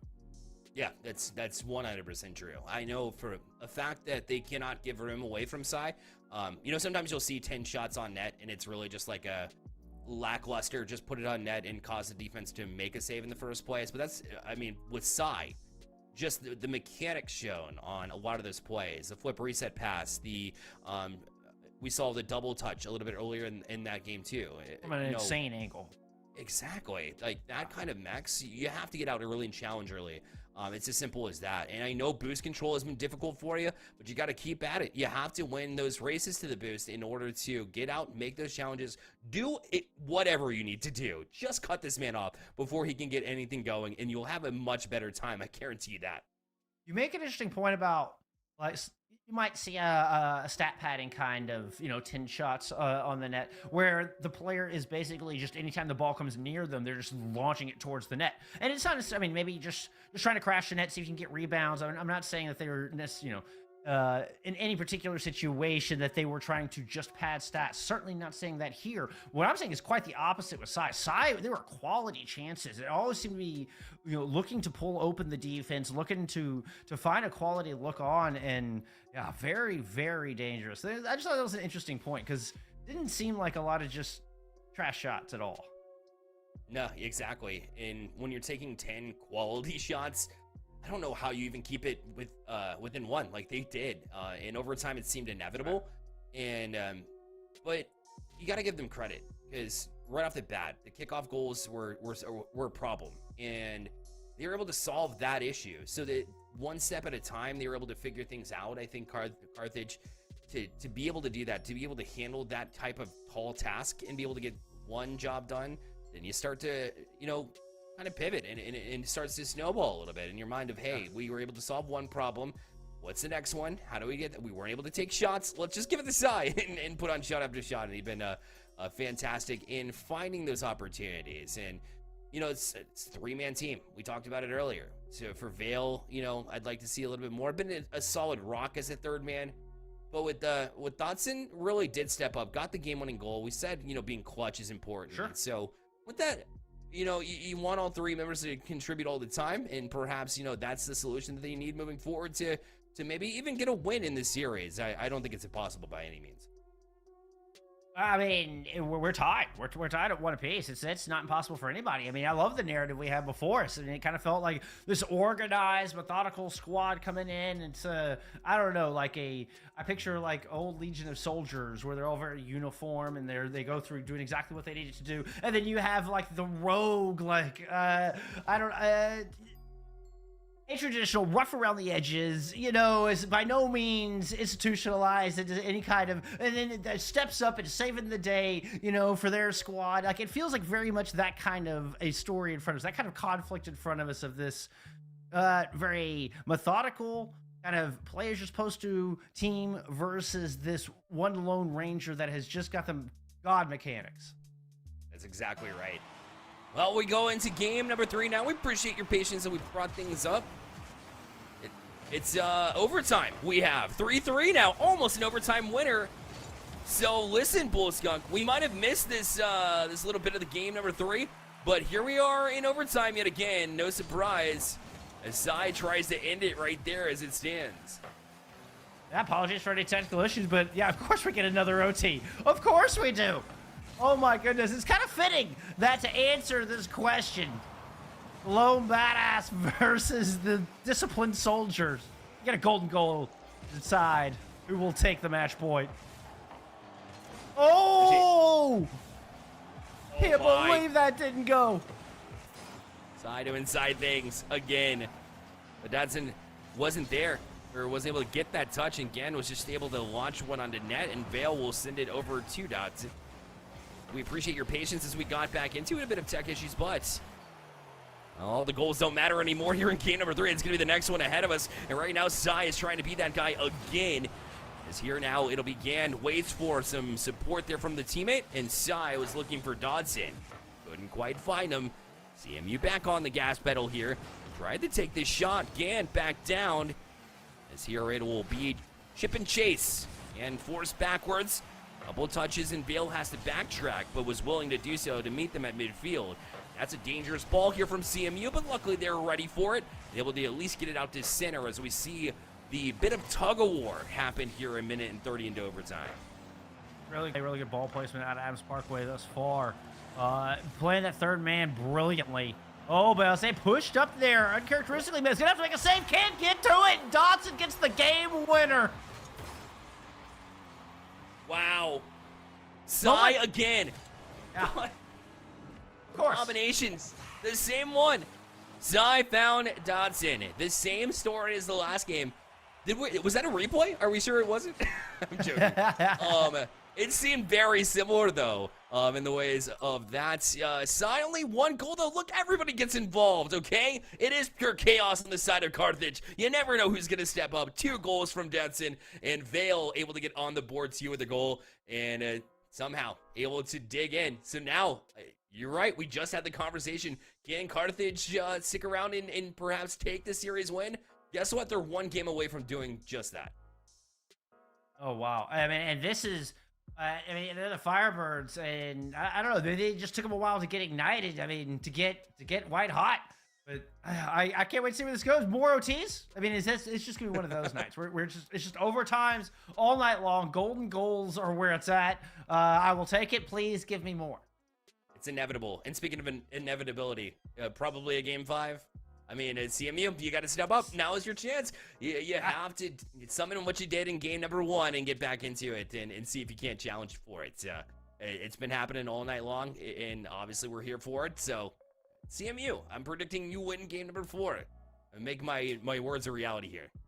Well, and what we could tell from the stats we saw there at the end and everybody getting involved there from the Firebirds is they weren't a one-trick team. They're not just going to feed it to Sai and rely on that.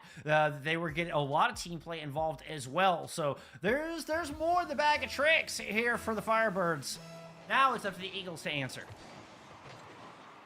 And how important is it for Carthage to have multiple different looks, multiple different strategies, different, ways to approach the game than just feeding one man? That is obviously been key to put them on match point.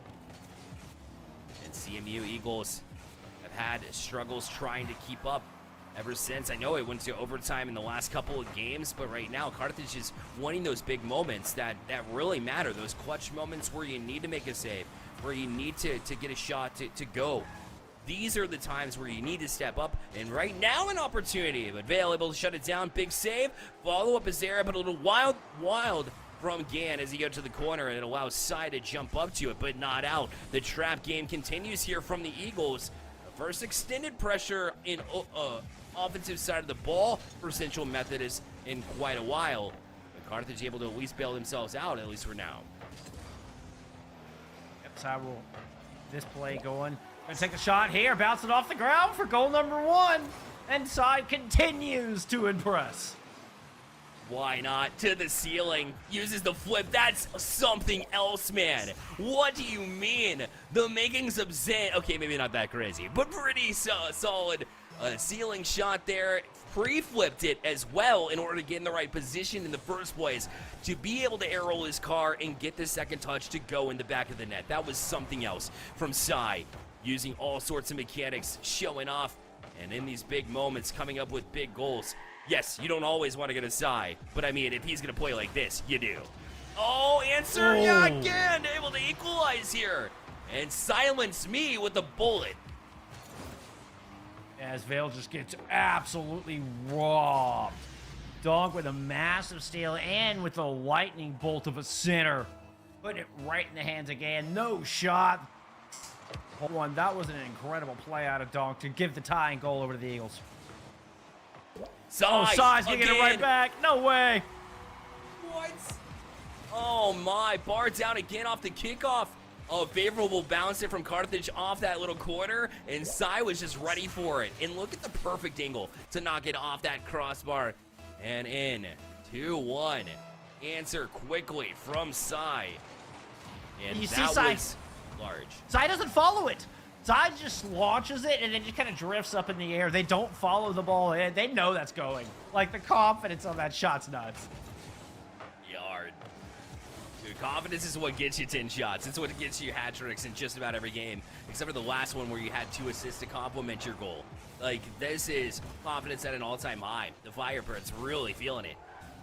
And when one player like Sai is bought in, the rest of the team seems to follow suit. And that's what we've been seeing a lot of.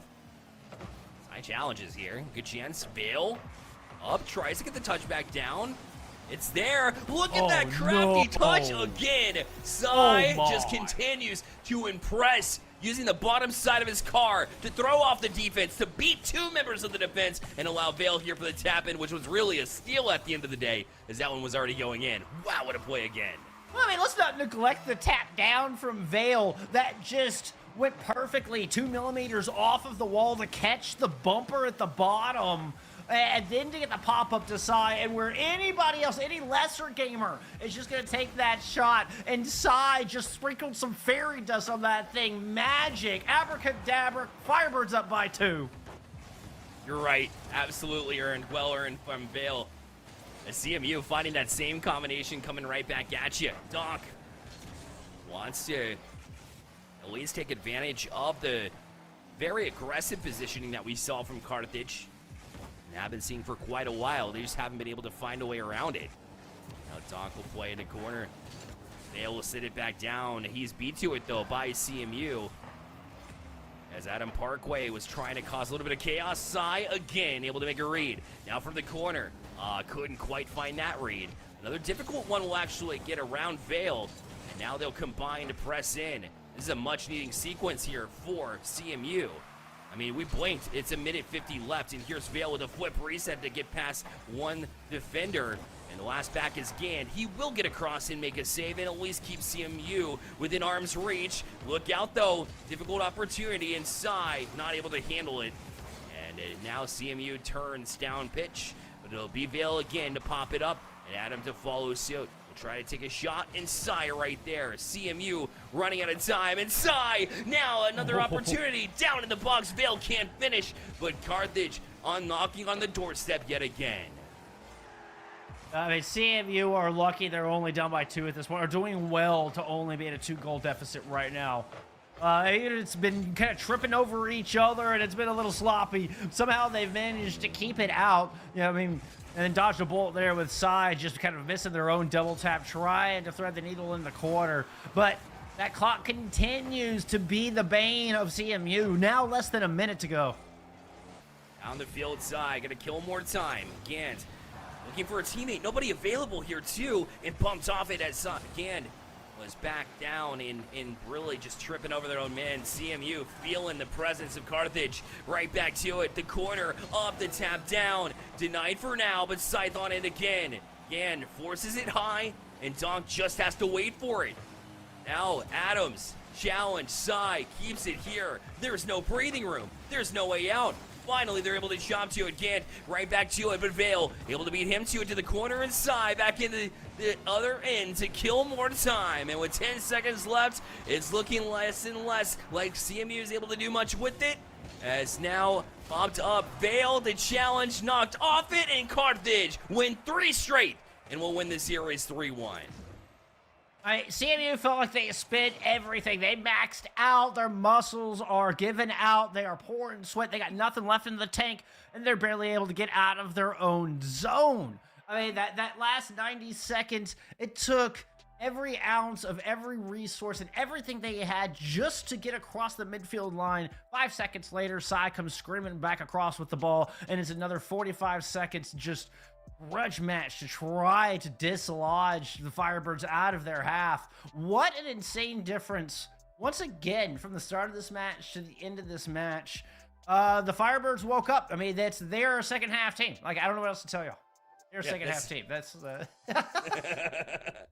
Yeah, they took a minute, and when they did, I mean, to be fair, this is again the first time, you know, they got the 3-2 win in week number 1. They wanted to continue it, and my goodness, did they? And every play does go through Sai. Sai is such a playmaker, whether it be the passes, whether it be goal scorer. I think we determined that. But I also think it's very important to note that playmaker is the right word here, because everybody got involved at different times. You saw Dodson, again, in game number 2 when they were able to pull off that win. It was a back and forth. And in fact, he got the overtime winner again in game number 3, right? Those two combined in the clutch moments. But again, it was Side the one that had to set them up.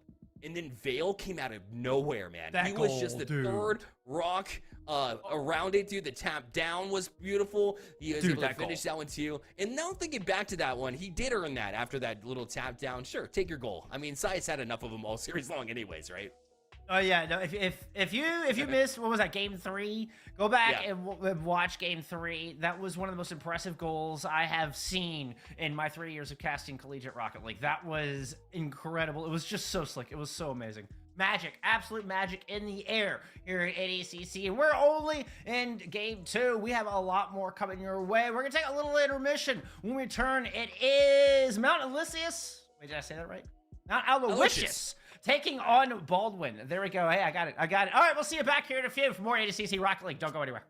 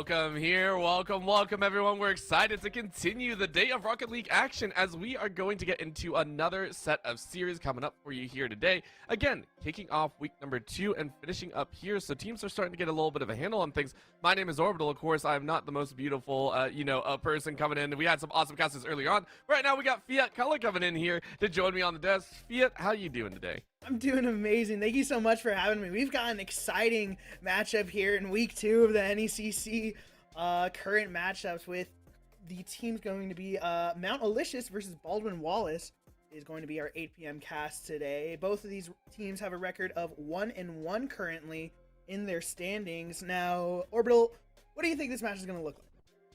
I'm just expecting a testament, right? We're taking a look at the Challengers division, so I mean, a little bit of a, from the top, it's still going to be pretty good, I think. I expect week 1 to not have as much influence. I never put a lot of stock into week 1 unless there are massive influences. I am expecting the likes of Mount Aloysius to come out here, hopefully give us a good time. We got MJ's.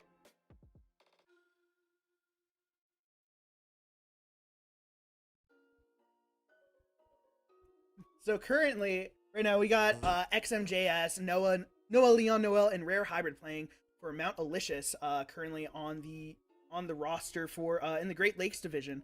As I said before, they're 1-1 in the current series, looking like a very strong team. But as we said before, week 1 is never exactly the stepping stone. Well, it's always a stepping stone for these teams. You know, new rosters have to get used to that new dynamic, those new rotations, right? And so you always want to feel free to be experimental, especially in these first weeks.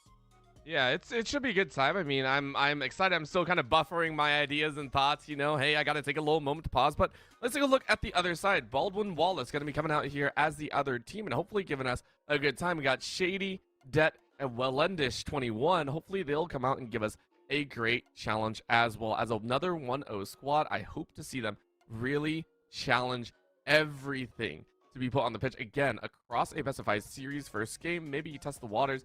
Game 2, you really stick it to them, and by game 3 or 4, you're hoping to close out the series. Definitely, and one of the things that I've been seeing recently, and especially in this new season of Rocket League, is a much more aggressive but also patient rotation coming out from a lot of these higher ranked teams that we see. You don't want to just be always on the ball, keep going. You want to let the other team make a little bit of mistakes, right? You want to make sure, you want to get used to their play style and also make sure how you're going to respond as a team together. And so I expect to see some really interesting plays coming out from both of these teams. Definitely going to be an exciting matchup. Let's see how game 1 hands out. Once again, it is Mount Aloysius. The Mounties coming out here against what looked to be the Hornets, unless I'm a little bit crazy and that's a B. It doesn't look like a B though, so it is a hope that we get this underwater aquarium giving us the best of what for. And of course, with a game number 1s, what are you specifically looking at? Because I know Fiat, you play quite a bit. You very much enjoy the game. Are there, specific aspects that you like to watch for when dissecting an opponent or trying to figure out their strategies? Honestly, I love to see how their offensive plays manifest, especially when it comes to like those game 5 overtime sort of situations. It's really exciting to see how do teams change up that play style. How do they break that barrier that may have gotten them into those game 5s, into those difficult situations? Starting off in this game 1, Shady up in the air, gets a hit onto the side, just feeling out the opponents right now. Det in the air, looking for a double tap, going to be a bit low. Mount Alicious going to take this to the sidewall. And to kick things off, I mean, it's pretty standard, right? I don't think there's anything too crazy. However, a pass is pretty simple. That's anything but normal here. Shady going ahead, throwing down some shade, and easy first goal. Beautiful open net realization from Shady right here. Able to see that third man was nowhere inside, not able to actually save any play that Shady was going to be able to make it. 1-0, Baldwin Wallace, a strong start for this game 1. And, I mean, in the first 30 seconds, you're hoping to do more of the same, right? That was a very open opportunity. So I do expect Baldwin Wallace to have those chances once again. Right now, though, very nice little pickup there by Det. An easy little function. And now it's going to be MJ's, though, trying to rebound back. Almost a single-handed flip over the wall off the backboard. Can you get it in? It's going to be picked up once again by MJ. MJ's quite literally like, teammates, what are you doing? I got it. Don't worry. And Baldwin Wallace having a difficult time trying to read where they were going to put that play. The faking out all 3 defenders from there, and XMJS able to just take a top bin shot, tying this game up in only less than a minute. I love the fact that it looked a little bit clunky, but it was perfect, right? That's a great way to tie things up. And so far, as you said, we're seeing a much more offensive style, right? Leaving the defensive edge off on its own. And I think that's one of the great things about Rocket League. You do get to see these styles, and whoever adjusts first kind of wins out here. Right now, it is going to be a little bit of bounce by Mount Aloysius. They are going to try and hold their own, but not going to work. Baldwin Wallace answering that first goal in spades. Beautiful shot coming out from Baldwin Wallace here. The pass to the midfield gets it over XMJS. Overcommits just a little bit too much and doesn't jump in time to make that save, leaving that open net into the back right. Now 2-1 in favor of Baldwin Wallace. The kickoff also going to go into their favor. Shady missing the aerial, going to be in the corner now. Looking, trying to get this out. A demo comes out, going to be up in the air. Need a little bit of a bailout right here. 50 to the backboard. Is that going to be any opportunity? No. Baldwin Wallace comes out unscathed. And I mean, for them, it's just that easy. Right now, an easy attempt at a goal, but the teammate's just a little bit shy. Now it's an attempt to retry, but now chasing the ball down to the own side of the field. Baldwin Wallace feeling very aggressive with 3:25 on the clock. This is more than doable, right? I mean, 2 goals, you start to feel pretty comfortable. After that, 3 or so, but a 2-goal difference is what you're really searching for. So Baldwin Wallace hopefully giving it the best call. Definitely, and like even with the mistakes that Mount Aloysius has made so far in this series, they're still looking like a very trusting roster, a team that knows that they can trust their teammates to be in those rotations. That's why they were having some of those open net issues, because that trust didn't necessarily go the way they wanted. Now a bump on the side of Mount Aloysius, Rare, going to be up in the air, going to have to get this on the backboard. 0 boost, a good pinch coming out to the sidewall. Det coming out with a big bang to the backboard, but it's going to be XMJS shutting it down. I mean, for right now, it's pretty rock standard. However, the chance ball in the middle is picked up by Noah, sends it off to the left side, and now hoping for a little bit of a hunt. Where are you actually going to go with it, though? Mount Aloysius, they tried to make some sort of aggressive move. Maybe this time it works, but, I mean, MJ's was just off on the side, unable to put it in, and because of that, Baldwin Wallace now have control over the ball. They're going to try to find some sort of fast counterplay from against Baldwin Wallace right here, because as you can see, that defense is just in a rock on the orange side so far. Nothing's able to get really past it too much, and now on the sidewall, it's going to be Det faking out with a challenge. That's going to be on the backboard. Maybe a redirect. So XMJS, beautiful shot, tie up the game. I mean, that was so well placed, right? We see it from so far away, and it's just a simple drop into the net. Mount Aloysius going ahead and tying things up, and it's much needed, right? You would much rather make that goal now before you're sitting at 30 seconds of being forced into a play that you did not opt for. So, early goal by Mount Aloysius, now gathered back. Baldwin Wallace had 2 in a row. Let's see if they can get back on a streak. Exactly, and that counterplay is exactly what you wanted to see from Mount Aloysius, you know? Like, having those fast counterattacks, having that second man be aggressive, having that ball cleared upside is going to make things harder for Baldwin Wallace to conserve that boost, to conserve that possession on that ball. Now, Mount Aloysius on the center. That might be a shot. 50 outcome from Wellendish, excuse me. But not able to be converted from the Mount Aloysius side. Now on the right wall, it's going to be Det on the air dribble. Maybe a flip reset we might see coming out. Maybe a pass. Gets shot onto the right post. A little bit of a tap, too. Wellendish saying, hey, I got this, but the teammate's coming in. Shady for a chance, but a good bump back. Sends it high. Shady, can you get it off the edge? No, you actually miss. A little bit of a drop there. Now picked up by Mount Aloysius with 1 minute left. You have a chance to go ahead and go on the offensive. Go ahead to get this goal. Hey, if you don't go to OT game 1 always feels kind of bad. I feel like zeroed out right now. Wellendish just trying to carry the ball for a teammate. Picked up right away. Mount Aloysius, who's fully going to get it under control. Great save coming out from Det on the sidewall. Going to look to convert this. Gets the mid, but a fake coming out from Mount Aloysius is going to make this a bit more of an awkward offensive play. Shot on the net, but it's going to be saved by Mount Aloysius. Now on to the post. A bump coming out. This might be an open net. 50 goes into the corner. They come out unscathed. I love this so far. Both teams showing a very large willingness to fight, but a roll right in as Noah comes flying from midfield. Said, gimme that shot. Rare Hybrid said, it's all you, buddy. And that's going to possibly be the final goal of this game. Mount Aloysius up 1. 17 seconds. You never know what is going to happen in this close of a matchup. Kickoff goes in favor of Mount Aloysius with Will and Dash. He's going to be able to get the open. No, what a pitch off the sidebar. Keeps their game 1 win streak almost alive. 6 seconds left. They're going to need a miracle right here, but that hit straight down. If someone's center, you need to hit that backboard. Fake coming out. This might be a tough situation to keep it up. Might be an goal. Wellenditch keeps this alive. It's going to be on the corner trying to fight to keep this out of their side at a 50. This might hit the ground. It's going to stay on the ground, and Matt Aloysius comes out with a close game 1 win. What a chance to have a game 1. I was not expecting that level of conditioning, right? I was not expecting that level of aggression to come out almost out of the gate. And it scares me a little bit. It does worry me because it's like, hey, you know, you kind of threw everything at the wall there, but it looked great, right? At the end of the day, we saw some fantastic pinches and a lot of amazing saves.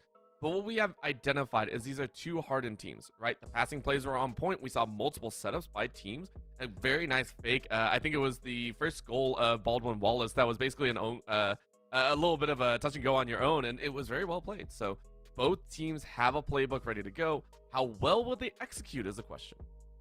Definitely, and you can tell that both of these rosters do have experience playing with each other. Those rotations were very concise, very quick. Those counter plays, especially coming out from the side of Baldwin Wallace, in my opinion, were looking really, really fast, really, really confident as well. And that's exactly what you want to see in a matchup with a team that's so close in skill level with you. You know, you want to make sure that you are playing your game, that you're playing confident, and that you trust your teammates. That is the most important factor that will determine whether or not you will be able to win this series. And even though you lost this game 1, it's not the end of the world. It was a close fought game, and with the best of 5 series, there's always the chance to come back. Like I said, I don't put much stock into game 1s, right? Like I just can't, because so much can change. There are adjustments being made on every end. Right now, Rare Hybrid though wanted to ensure that it's not just a fluke or just a chance. Went straight for that goal, not able to get it, but enough to put on the pressure. Now an open net. Gonna go ahead and be covered by Noah real quick, just detoured around the side, but Baldwin Wallace want to get that first goal, not allow Mount Aloysius to get their wishes off. Here on the backboard, might be a shot, might be an open net. Rare Hybrid has to come in last second, clear that. Now on the low boost, gonna need to clear this out to XMLS. XMLS with the pass, but that's gonna be 50 out by Det. Now Noah up in the air, trying to look to beat up Shady, but it's not going to work out well in their favor. But XMJS, banger on the net. Not Aloysius responds game 2. And that was a harsh attempt at a defensive play. Wellenditch, I mean, you did what you could, right? You were in an awkward position because you already blocked 1 shot. The follow-up was perfect. From Mount Aloysius, there is not going to be a random goal to occur here. That's what they're saying. The Mounties are basically like, hey, look, we made that game 1 happen, and this time we're going to show you it wasn't a fluke. It wasn't a chance that we got the first goal. We're going to do it again. Wellenditch, though, carrying it across, trying to dribble and get it right past the defenders. Baldwin Wallace walk a free goal in. What a beautiful showcase of teamwork. Shady instantly going for the bump of that third man, and the third man is just flung onto the other side of the net, leaving that net open for Wellenditch. Wellenditch tying this game up with a beautiful air dribble up the air. 4:07 left on the clock. Seeing how this kickoff's going to go, hopefully in Baldwin Wallace's favor. It's now going to be Rare on the hit to the corner. Wellenditch having to get 50 out to the sidewall. It's going to be Noah trying to get that shot on the net, but easily saved from Baldwin Wallace. I mean, you're not too worried, right? You're chilling out. You're going to go ahead, maybe even kind of calm things down a little bit. Don't get too antsy. Don't let that score run up too far. I think that's something that both teams have also been making sure of, right? Hey, even though we're scoring, make sure to play smart. A demo comes out, Noah trying to create space, but instead actually opts for Mount Aloysius to carry the ball off the left side right now. They're going to try and take control, but I mean, Baldwin Wallace, both these squads really just jockeying. It's been one taps clearing, one tap clear, and no real definitive. However, MJ might be able to carry this over. Gets a flip over the top. Wellenditch ready to receive. Misses! You missed the ground. What? Oh, the flick was just a bit too high. He backflips over, expecting it to have a bit more time to save it, but with XMJS, with that pressure, just not able to get in the right way. 2-1 Baldwin Wallace. Difficult goal to concede right there, but with 3 minutes left, they still have this game if they can if they can take those offensive pressure, those offensive opportunities, and convert them into goals. Oh, that's going to be a touch, though. Almost received there by Rare Hybrid. If Rare Hybrid had actually been able to grab that, that would have, I think, been a third.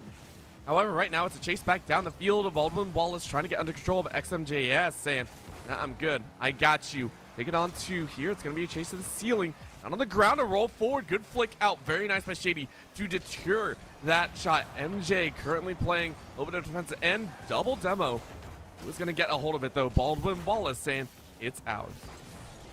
Now Hybrid, oh, the backflip could have been a great opportunity. XMJS keeping the pressure on that side. Det gonna have to get a quick clear onto the side while XMJS opting to take that bat. Noah gonna take possession, gonna leave them in a bit of an awkward spot, but they should have time. But the dunk coming out from Wendelish is not gonna be able to be scored, unfortunately. XMJS trying to get this ball onto their side. Now Noah 50 in the air. It's going to have to be Shady. Shady on the possession. Can he get it around one? Gets it around one. Going to roll up. Going to look for the demo, but it's not going to be able to be converted. I mean, it might not, but a good swap out means Mount Aloysius don't really get a hard streak, right? They don't get a run down the pitch or anything like that.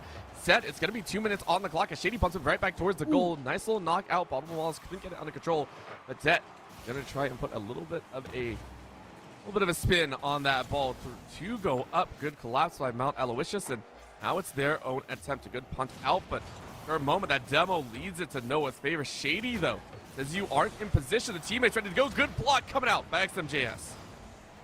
Beautiful save from XMJS. And one thing that Baldwin Wallace has done very well in this series is not giving up that offensive pressure with a beautiful shot coming out. Going to be saved. And they're playing like a team. That's exactly what you want to see. You're looking for the passing plays. You're looking for those fast shots. You're looking to make an offensive play at a moment's notice, because that's how you're going to win this game. You're going to take them off guard, and you're going to make those force them to make those defensive mistakes. It's you repeatedly are hammering against the shield and armor until a crack shows, and right now Mount Aloysius are saying we don't really have any cracks, right? We sat at a 2-1 stalemate for the last 3 minutes. I would like to point that out. The first 3 goals happened in about the first minute and a half, but this is going to be the fourth. Very well timed. I'm just talking it up. Baldwin Wallace find a sneaky goal. Beautiful open net, and Noah out of position looking for the corner boost, but it just spawns right as he leaves, leaving that net open. Baldwin Wallace taking advantage of those fast counter plays is exactly what they need to tie up this series. 49 seconds left. Kickoff gonna go in favor of Baldwin Wallace. A hit clear from XMJS to Noah. Noah not able to make any contact. XMJS gonna try to keep this offensive play alive, looking for the center, but double commit coming out from Baldwin Wallace shouldn't mean too much of an issue, but a shot on the backboard gonna be a bit awkward and a miss. This is gonna be an open net if they can take it, and they do. Hybrid 3-2 for Mount Aloysius. Beautiful open net, beautiful shot, beautiful game. I just want to show respect. The level of juggling that just came out right now, that is now the second time that I believe a Mount Aloysius player has quite literally had to take control in their own hands, right? Like a single tap or anything like that. Mount Aloysius are showing that individually and in team play, they are strong here. Now all you have to do is defend for about 20 seconds and you're pretty much golden. You can see Baldwin Wallace kind of chasing after this ball. It's going to be an individual play to really kick it off. A little bit of back boost, flips it over the side, and there is no net. Beautiful job. Baldwin Wallace clear the defenders and tie it up 3-3. I'm lost for words. Gets it over Hybrid with the backward shot, a fake coming out from Shady. Noah not able to read where that ball was going to go. Ties it up, 11 seconds left. Baldwin Wallace has not lost their spirit at all. And now 9 seconds left, looking for this shot. Noah going to be up on the side on defense. Going to be a shot on the post, but gets saved last second. 1 second left. Are they going to keep this up, or are they going to let it die? And they do let it go to overtime. This is going to be tricky here. Again, Mount Aloysius, both squads have really felt in control, but it's these minor mistakes you were talking about, it, right? These small glimpses, these opportunities, these cracks inside of the armor.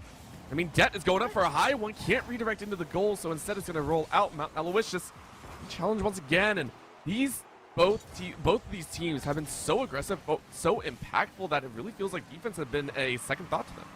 Every touch from Baldwin Wall is going to be on the backboard, cleared instantly by Mount Aloysius Noah. On the hard clear, it's going to be Wellendish, sorry about that, Wellendish on the good save now.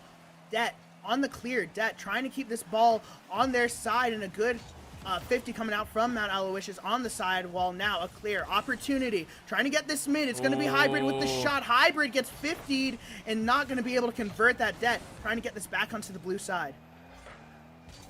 I mean, they are just challenging left and right, and every so often we see these random kind of one-tap kicks, and I mean, that's the best part. You never know when a single attack can come out here. We're now passing a minute into OT. It's gonna be the challenge, rolls right back to mid. Det slides it off to the right side.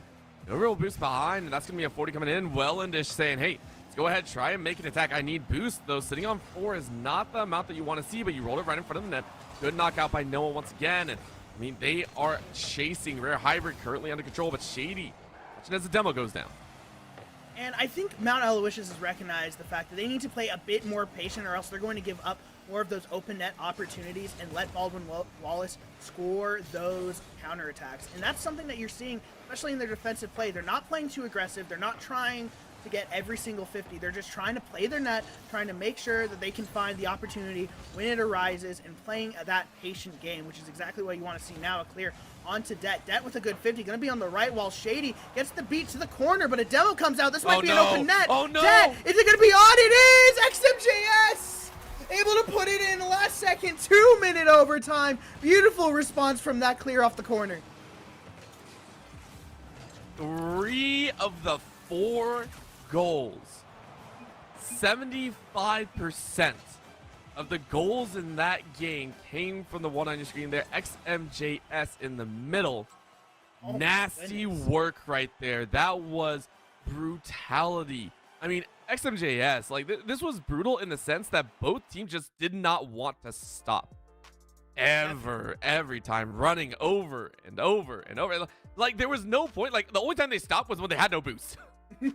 Exactly. And like, if you saw that scoreboard, 900 points to 863 points, that is a high scoring threes game. Usually the top leader is only going to have around 500, maybe 600 points on a good game, but 900 points, you can see that they are taking those offensive shots, those aggressive power passes. And it's a really awesome game to see, because these teams have such a similar play style, and it's so awesome to see these two bulls going head to head in this tough matchup. And even though Mount Aloysius is up 2-0 in the series, Baldwin Wallace definitely does have this game in their sights.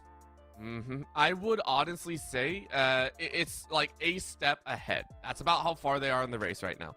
Mount Aloysius, they are not too far off. No matter what the scoreboard says, no matter what those 2 little dots on their name says, it's close. Every time, if this goes 3-0, I will immediately say, don't look at the scoreboard, go back and watch the game. We had a couple of these matches earlier on in the day as well. I would expect this one to go no different. Kickoff goes ahead and goes the way of Baldwin Wallace, who so far have been able to match the level of aggression, and not only that, match the goals scored, albeit one pretty much each time. Mount Aloysius, though, want to put the series away. It's game 3, already looking like a much more fast-paced game in this series. Shady on the sidewall, looking for the redirect, not able to get it. Might be a pass to Hybrid, but Det coming out with the 50 last second, getting that corner boost, trying to keep this on alive. Might be a center shot. It is! Beautiful little ground pitch coming out from Shady right here. The pass, immaculate, and just able to read that perfectly is so important, especially in those games. Making those fast shots, making those unpredictable shots is going to how you're going to take this to Mount Aloysius' side. I mean, we know what these teams can do, though. I'm not riding on 1 goal. I expect to at least see 3 total.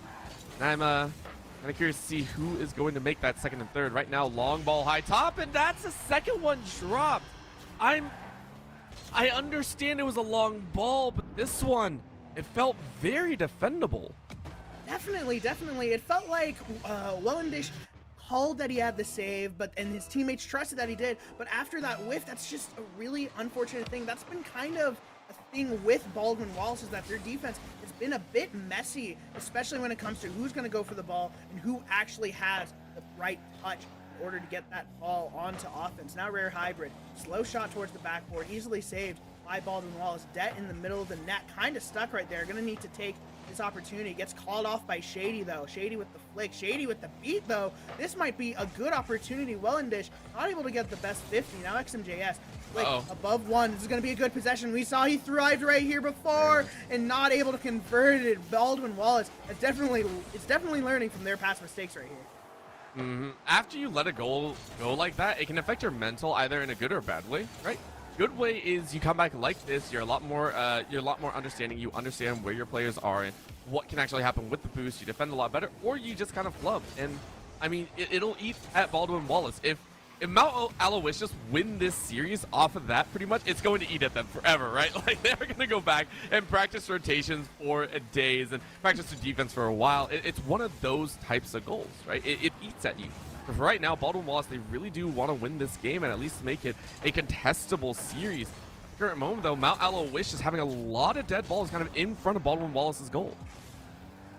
Wellendish trying to stay back here. Low boost is going to be clear out to Hybrid. Hybrid up in the air. Hybrid now trying to get maybe a double tap, and Wellendish gets that corner boost, gets the clear. A pinch going out into the net. Not going to be on. XMJS, though, going to be scrambling to get back. Low boost might be a shot. Shady not able to put it in. Rolls up just a bit too far. Now back to the drawing board. It's going to be Det. Det going to be in the air looking for that 50 with Hybrid, but Hybrid able to read him pretty easily right there. Shady mistouch to the left side. Wellendish going to have a harder time trying to get this converted, and a clear from Noah is going to alleviate that pressure. These shots are scaring me.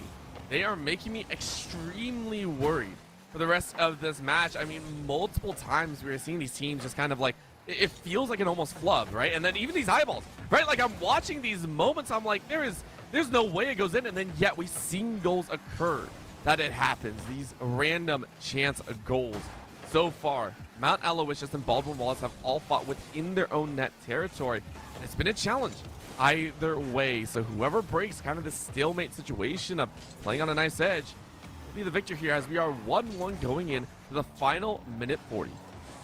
And both of these teams are really playing on eggshells. They know that if they make any mistake here, it's going to be scored by the other team. Wellendish looking in the air, maybe gets another 50. Noah gonna get the little fake, gonna get the 52, gonna be high, but with no boost, not gonna be able to keep down the offensive pressure. But a miss coming out from Baldwin Wallace, gets that center. That's gonna be on the backboard, way too high for XMJS to score. Det on the sidewall. Det trying to get one more 50. It's gonna roll out mid. It's gonna be a 50. Wellendish coming out last second, saving a shot coming in. Can they save it? No!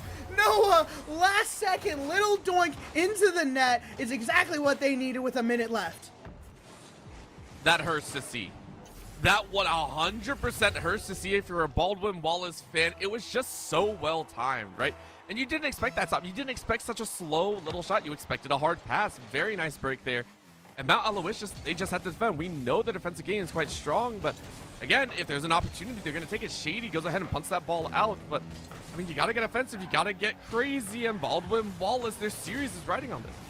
Ooh, demo's coming out from the Baldwin Wallace side. It might be a good 50, good opportunity. They have all the pressure right here. Center, good save coming out from Hybrid. Hybrid now behind XMJS. XMJS looking for a little center right there. It's going to be a 50 with Det. Now Det giving that back to Shady. Shady coming in a bit too fast, and Hybrid going to be able to find that 50. Might be a shot. Touch to the left. Almost an own goal, but luckily Baldwin Wallace comes out relatively easily of that pressure. Det on the side or in the midfield now trying to get this to the side, while Wellendish 50 up in the air. It's gonna be Shady with a little bit of a shady touch right there in the air. Gonna be a good 50 out coming from his team, and with 13 seconds left, this is going to be a hard opportunity to convert. Wellendish up the sidewall, going to be center. It's going to be a double commit coming out for Baldwin Wallace. They need to keep this out in the corner side. Now up on the backboard, Noah clears out. This might hit the ground, but Wellendish trying to keep this alive. Will they keep it hitting the ground? Hybrid with a misplay. This might stay up, and no! Mount Aloysius takes it 3-0 in the series. And it's one of those series where you have to say you can't go by the stats alone. You can't go by the 3-0. You got to watch the series. It was a good one. Mount Aloysius, very well timed, playing with the fakes. By the way, at the very end, it impressed me, right? We saw Mount Aloysius looked like they were going to touch that ball. It looked like they were going to try and pick it up, try and carry it forward. And then it was a fake, a drop. And you saw the mad scramble from Baldwin Wallace to try and save it. Playing with the minds of the opponent is an exceptional skill to be able to have. And if you convert that into a strength, I personally think a lot of people don't have that skill. So at the highest level, excited to see more of it.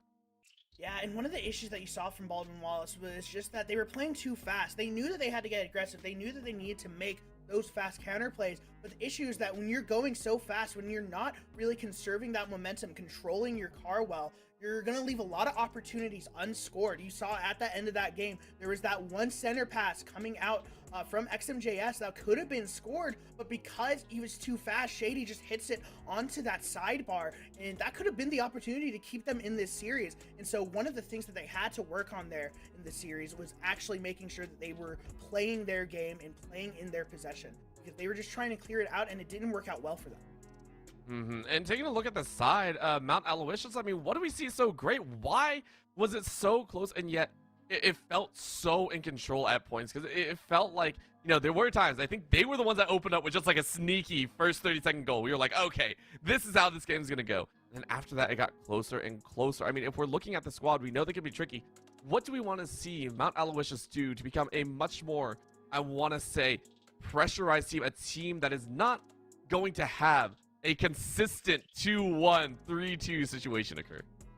It really comes down to having those solo plays. Being able to become a playmaker by yourself is the most important thing in threes, honestly. Because yeah, teamwork is a very important factor in a 3v3 match, but you also have to be able to take the initiative, take that leadership role, and be able to score on your own and when you need to. And that was one of the things that Mount Aloysius was starting to get down, was starting to be able to. You saw a bit more solo plays, you saw those dribbles coming out, especially from XMJS, being able to get that dribble on the corner, going into the center, and trying to put that on the net.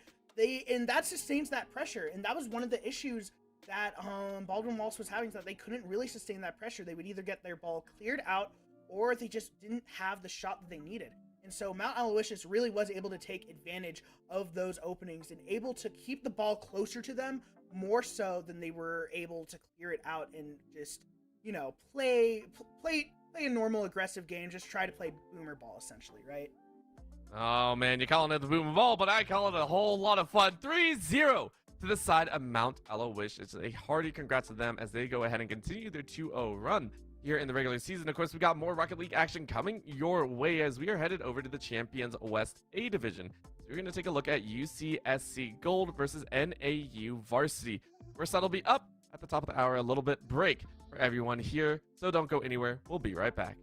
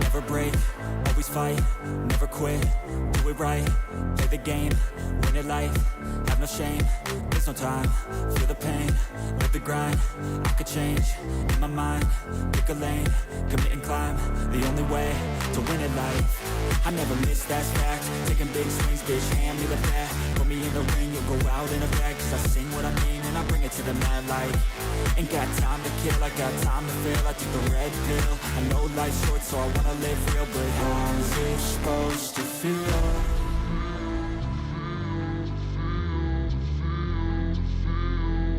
How's it supposed to feel?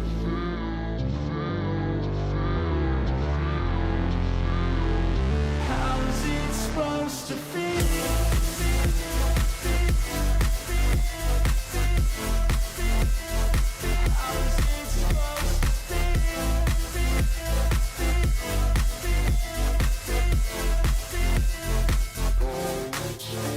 They wanna say my name, but they holding back. They wanna say they hate, but they know it's cap. I ain't play no games, I just do that's fact. And I don't feel no shame, it's a mood you lack. I go crazy, nah bitch I ain't lazy. Track after track, I work on this shit daily. Pass me the jack, right as fuel, got me hazy. About to unpack all these things I've been chasing.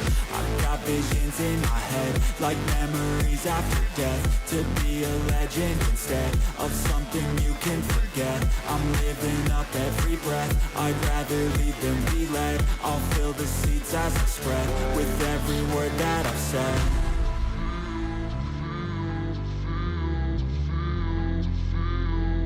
How's it supposed to feel?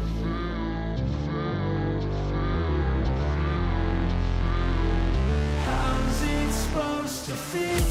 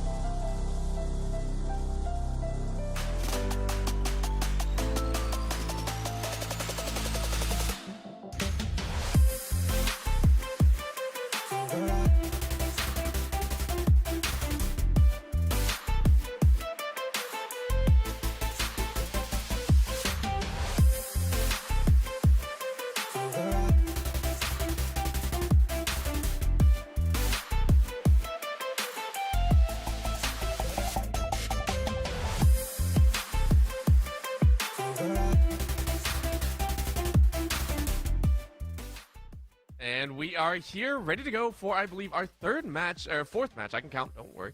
We are going to get started with our next match of the evening, which is going to be University of California, Santa Cruz versus Northern Arizona University. Both these teams looking to have a good time, but right now it is going to be Northern Arizona sitting at a 1-0 with a 3-0 record over Colorado College Tigers. And I'm looking at to have a really, really good time, of course, with the side of Santa Cruz. I'm a little bit worried they lost one of their matches against Cougars Blue, so I'll be a little bit interested. We are going to go ahead and take a look. As you can see, we did have Carthage Firebirds play earlier on in the day, and of course that series went 3-1. That one was against the CMU Eagles, the Champions Division there. So of course we just watched Mount Aloysius go up against the likes of Baldwin Wallace, which is also very entertaining. 3-0. Of course, you have to go back and watch the VOD if you don't know what we're talking about, because my gosh, that was intense.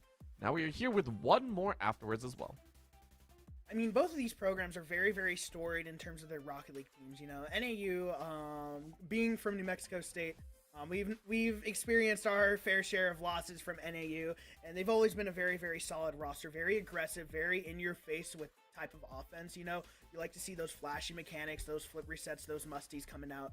I haven't seen too much of UC Santa Cruz as a team, but with their record with a forfeit win against OKEA Gold, alongside a loss from Cougars Blue, this team is looking to they're looking to prove themselves. You know, they're one of the newer rosters that I've seen entering into NECC, introducing with Dudbard, Kells, and Green Cheese. Some pretty awesome gamer tags, if I might say so myself. But these teams are really looking here to make a statement win right now. I think they need it as well. I mean, you want to have a good impression at the start of your season, so hopefully they can do so. Of course, they're up against pretty stiff competition. On the other side of things, it is going to be Northern Arizona University that is going to be looking like a strong contender. Already have a single 3-0 under their belt. I'm kind of curious to see if that 3-0 is one that was, you know, very heavily handed or very hard fought. Either way, it is going to be Chronicle, Beast, and Galaxies to come out here and give us a show and hopefully put on an amazing time, as again, they are looking to continue their undefeated streak, not just in series, but in game as well. I've been playing Rocket League for about 5 years now, and just seeing how far these players can progress and how fast they have gotten since I started playing when I was in middle school, it's really astonishing, and it's really interesting to watch to see how these players define their own personal styles, how they make themselves stand out amongst the crowd, because there are so many Rocket League players currently in NECC and in the United States as a whole, that you really want to make sure that you define your brand immediately. And I think this match is going to definitely define these two teams for a while right now, because this is a very close matchup. This is a very tough matchup for both teams, and you really got to see what kind of stops are you going to pull out, what kind of tricks, what kind of plays do you have up your sleeve. And you really got to start thinking about how you're going to perform against other teams that may be similar to this or other teams that might be different to this. Now, game one, starting off, UCSC Gold, NAU Varsity, let's get it. The greenest of cars here, by the way, really living up to the name, I gotta say. I was not expecting that bright of a color on my screen. That was all I was gonna say there. Right now, though, it is a little bit more tempered, which I really do appreciate. Still trying to figure out exactly how they want to get things underway, and for a moment, it is going to be Dudbard to try and challenge, but Beast is already on the fly. NAU saying, hey, we got a good handle on it. Rolls the ball right around the goal line, and I mean, UCSC, Santa Cruz just going, okay, what else can we do? Dudbard out of boost, needs a little bit of help to follow up, and you know, it looks like it's going to be pretty even. Kells with a little bit of attack. These guys are moving fast on the field. Green Cheese with the pass back to Dudbard. Dudbard in the air, two defenders going up for NAU. NAU going to get the clear out to the sidewall. Kells now in his own corner looking for a little bit of possession. A shot on net, almost on. Bounces outside of that sidebar. Green Cheese now on the backboard looking for a defensive play, looking for a clear, getting bumped though. And it looks like they're going to stay on defense for a little bit. This is, I will say it's not exactly fun to be on the defensive end for the first minute and a half of the game, right? You start to feel a little bit desperate and a little bit frustrated when some of your own attacking patterns are read, are denied, or kind of challenged here. And you can see it here. A little bit of defensive play as Galaxies goes up to the Galaxy, tries to ride it off the top, but can't really get it under control. So for right now, it's just going to be defensive of the Santa Cruz team as they try and get this game won their way. One thing that NAU has been doing so far very well is definitely keeping up that pressure with that boost. And as I say, that open net for Galaxies. Galaxies able to read that hit off the backboard from his teammate, and just an open net. UCSC Gold nowhere to be seen. I mean, they were seen just in the rearview mirrors, right? Like, that's where they were. And I hate saying that, but it's true. NAU, there's a reason that they were able to 3-0 the first spot. And we talked about it, right? There's storied history behind them. They're very strong. They're very impressive. And I hope to see more of them. At this current moment, UCSC have what feels like their first actual attempt at an offense. You know, they have the ball on the opposing side of the field, and they just can't get it under control. Take a look at that. A little bit of spat right there in front of the goal line. Now Chronicle looking for a chance. Switches it out to the side. Good denial by Dudpar to kind of slow down that pace. On the offensive, it's going to be Kells. Kells with the demo. It's going to be back to Green Cheese to get the 50 Chronicle. Great little possession there on the post. Now it's going to be Galaxy in the air. Hard touch coming out. Not going to be able to do much. Hard clear coming out from the UCSC Gold side. Onto the corner, Green Cheese. Maybe double tap, maybe center, but it's going to be saved by Chronicle to the sidewall. The 50 game in the midfield is intense right now with both of these teams, trying to find any offensive pressure. This is going to be a bit awkward for UCSC Gold to counter on. And now Dudpard with the clear on the sidewall. Kells with the redirect. Might be a center, but a clear from Chronicle is going to alleviate that pressure. I mean, as much as we want to talk about the fact that, yes, it's been a little bit of a mid-game lull, it doesn't bode well for Santa Cruz, right? We're talking about the fact that NAU pretty much dominated the early aggressive side. And yes, they only have one goal to show for it, but it's still NAU on the aggressive. That's the fact about it. So the fact that UCSC have only been allowed to kind of put it back to neutral scares me a little bit. As we move into this last minute and a half, we need to see the likes Santa Cruz actually come out, actually start to fight a little bit faster than Slugs, and maybe they get that chance. Green Cheese carries it in exactly like I was hoping for. Sometimes in the desperate times, you just got to do it yourself. Green Cheese with the beautiful mind game right here, takes the catch, takes the low shot, and Kells just not able to find, or not Kells, was it Kells? No, it was not Kells, but NAU having to tie this series up now is going to be a hard challenge to bring back this scoreline. Oh, man. I'm worried. You know, I was just talking up a game. I was like, yo, NAU pretty strong on the offensive. Pretty good about that. And immediately I cast a curse the ever-living crap out of it. So now we're back down to a tie situation. NAU sitting in a dangerous spot here. Challenged in the midfield. And they decide to deliver. Where is the big question? Minute remaining right now, and no one really seems to have a perfect handle over that ball. A chance ball in the mid has to be cleared out by Dudbard. You see one of NAU kind of streak across the field, but Galaxies might have a chance. Flips it up. Can you get it under control? No. Double denial, but that's going to be a little bit of a punt in. UCSC are able to shave off and stave off a goal. Green Cheese on the 50 in the corner. It's going to be back to Dudbard. Dudbard with 0 boost, going to have to get that light touch, and he does. Chronicle keeping this offensive pressure alive. Kells now on the sidewall, going to give that back to Galaxies. Galaxies with a good hit, but Green Cheese going to be able to make an amazing save onto that sidewall. Even though Beast does have that, it's going to be a much harder time for him to score that, and a big clear coming out. Galaxy's going to need to get that touch to the corner, and he does. Now on the pinch coming out to Green Cheese, gets it around him, but Kell's going to keep this in the corner. Now one more pinch. Can they get this net on a shot, or are they going to keep this overtime? Dudbard trying to keep this up high. It's going to be off the backboard. Chronicle gets it around one, but Kells wants to keep this alive. I think they're going to carry it. I think they're going to try and fight for it. However, it's heading straight down towards the ground. Galaxy's able to pick it up. Green Cheese interferes. He sees it going up, and it is a goal! That will be Dudbard to score the game-winning goal, putting the likes of the Slugs up 1-0. The beautiful confidence coming out from UCSC. They were going to let that ball die on the NAU side, and a beautiful shot, unsavable, coming out from USC, taking this game one, and a beautiful scoreline coming up. And even though they started off a bit slow, they really started to get their footing towards the end of that game. It's a testament, right? I think it's very, very impressive seeing the likes of Santa Cruz be able to fight back like that. But let's not make a mistake about it. Yes, they had some good offensive moments.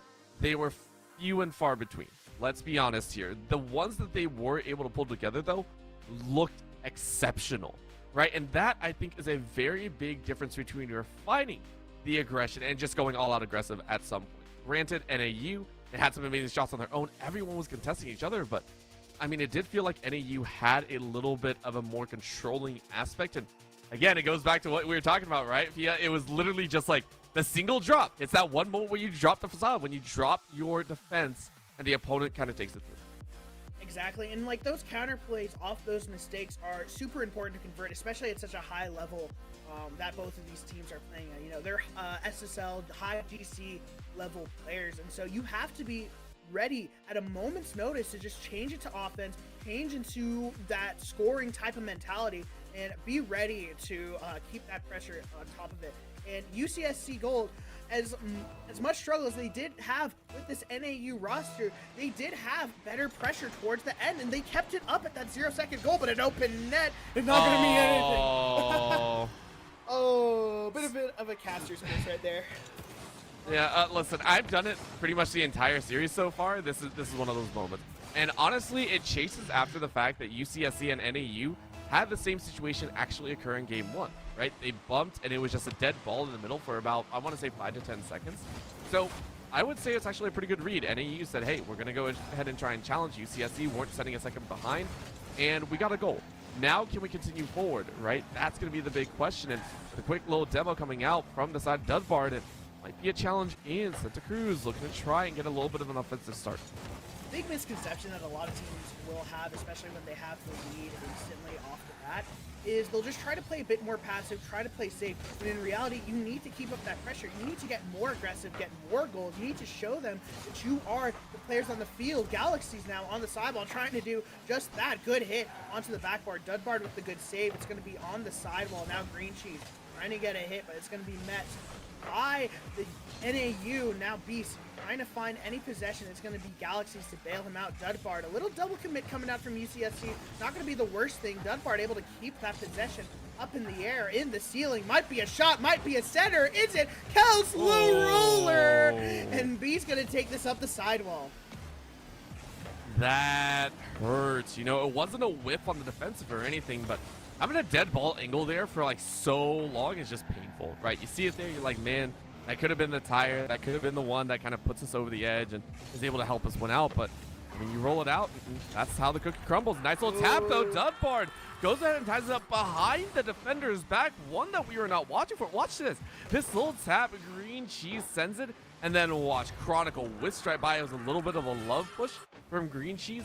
Well played by the Slugs. Beautiful offensive pressure. That third man coming out from UCSC Gold was in a very aggressive spot. He was super close to that play. No one was expecting Green Cheese to get that little tap off their own backboard. Now Beast up in the corner. It's going to be a pinch out to the sidewall. The Chronicle looking into the sidewall, trying to get another center up in the pressure, but now it's going to be Kells. Kells, low boost, not able to get that second 50 off the backboard. Dudbard takes it to the sidewall, and the full boost for Kells might mean a good opportunity. Gets the whiffs the save. Oh. What? That insane. You know, wow.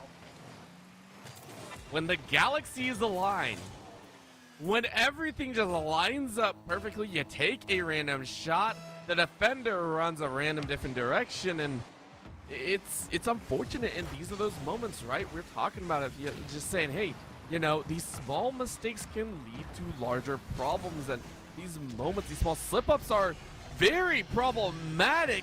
All right, first time was a little bit of a thing. Second time, much more controlled, and this is the NAU that we were talking about. UCSC, they can't get in their head right now. You might be down 3-1, but you have to sustain that pressure. You have to sustain that confidence, the confidence that won you that game 1, and it looks like their defense is playing, honestly, a bit scared right now. And NAU varsity, credit where credit is due, is looking like a machine right now, well-oiled, and a shot coming out from Chronicle, gonna be saved by Green Cheese. Kells up in the air, not able to get that second touch.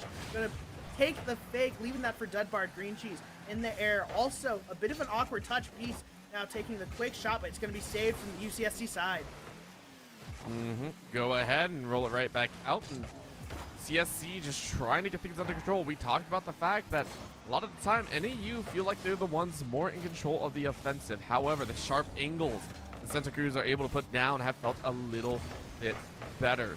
Just ever so slightly, but the quality seems to hold. Right now, challenging up there, good push out, but Beast is now ready to go. Dudbart said it's mine, but it's against the wall, and it's not going to happen this time. Good save.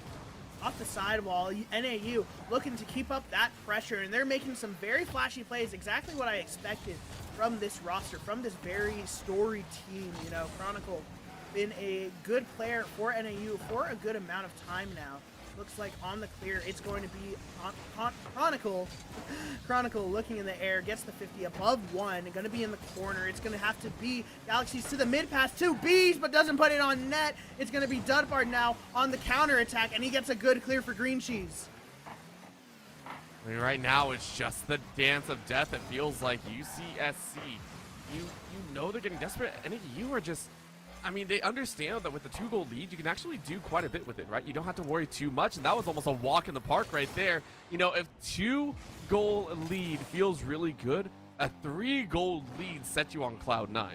Exactly, and Dudbart just a bit too far to make that save, expecting Green Cheese to get some sort of 50 with NAU, but just doesn't come to it. And now NAU with a 4-1 lead. This game, especially with these high-level rosters, is almost guaranteed to be a win for Northern Arizona, and honestly, they deserve it. They've been playing super well with this amazing offensive pressure. This might be one more goal for them as well, and it is 1-5. This team cannot be stopped.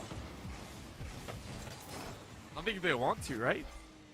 I mean, I hope they wouldn't, right? Like, yeah, like they're chilling. They're having a great time. They're just messing. And UCSC had to feel that, right?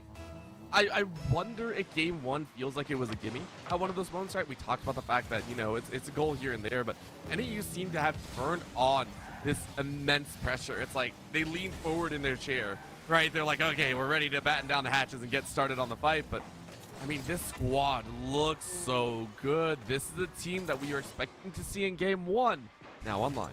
Like they just look so confident, and it feels so effortless coming out from Northern Arizona. That beautiful shot into the midfield. No defender is there for UCSC, and they just recognize that play. They recognize those opportunities, and it's honestly a masterclass in Rocket League, in competitive gaming. This team is definitely one of the teams to look out for further into this NECC season. And now a pinch. Can they get the Brazil? It's going to be Beast on the sidewall. Going to fake that out for Chronicle. Chronicle in the air, looking for the 50. Looks for the fake, actually. Green Cheese also gets faked there. Maybe a little flake above coming out from Cal's. Oh, that one was nasty. Oh, that one was hard to watch. This is one of those moments that you would absolutely hear the words "clip that" somewhere in the chat, right? Like you would hear it, you would see it, and it would ring in your ears for eternity if you're the opponent. Right now, NAU putting on a showcase now with 30 seconds left. I am betting they're gonna get another, and it's not stopping. Where was the squad game 1? They struggled after finding 1 and then gave up 2. And now it looks like they just cannot be stopped. I mean, sometimes some teams, at least with me when I've been playing, I need a bit of time to warm up, and that means losing a game sometimes, you know? And as you said in the last series that we casted, game 1 doesn't necessarily mean everything. It doesn't necessarily mean that this team is going to win and this team is going to lose. In a best-of-5 series, anything can really happen, and it looks like NAU is, a little own goal coming in. UCSC having a real hard time at this game. They just want it over. I mean, I think it's understandable, right? It's frustrating. I get it. It's harsh to deal with. And that's the thing about competition, though. You have to sit there and kind of take the good times with the bad, and sometimes the bad with the good, right? That's what competition is really all about. There's always something to learn. And granted, you're still up 1 game. It's not impossible to actually worry about. You could theoretically still come back if, hey, NAU kind of dropped the ball, but this time around, it is going to be a NAU win. NAU, 1,000 points on the scoreboard. 1,000, really? 5 goals, Beast, looking like a beast, living up to his name. 9-1 win for NAU Varsity, and with UCSC, you just got to bounce back, right? Like, and I know that's hard to say, but you just got to keep looking forward. And it's one of those that you kind of wipe it from the memory. Yeah, it's hard to. Don't get me wrong. Going down in that, it's hard to, but you can, right? One of the things I really do like about Rocket League, and also I'll say expands to a lot of round-based games, right? You do have the chance to kind of reset. You kind of reset the mental, and it's like, okay, we can start from ground zero again. Granted, the thing that changes is that stylization. The information that you have gathered from game 1 and game 2 now need to coalesce in a game 3. The information that you got from game 1, unfortunately, I think is dead in the waters. You need to start looking at that game 2 information if you're the likes of Santa Cruz and say, okay, what changed? Well, number one, their mechanics got insanely better. It's like they warmed up their hands, they're ready to go. How do we deal with this is the question that I'm seeing them ask themselves. You know, it's really hard to say with this roster. It really comes down to what kind of plays do you want to make, and how do you view yourself as a player? Do you want to see more aggression? Do you want to see more passivity? Do you want to see some more patience in that play? And in general, what I want to see from them is definitely more demos, definitely opening up space, because NAU is just closing all the space in the midfield, not giving them any opportunity to actually get back onto offense. As I say, that beast on the double might be in. Green cheese, cut what? Oh, I thought that was an own goal. Oh my goodness, a close bailout for UCSC, and they come out unscathed barely 15 seconds into this match. Oh, that is terrifying to see. And again, we talked about the pressure. We talked about the strength of NAU. They're a squad that will get in your face and just not let up.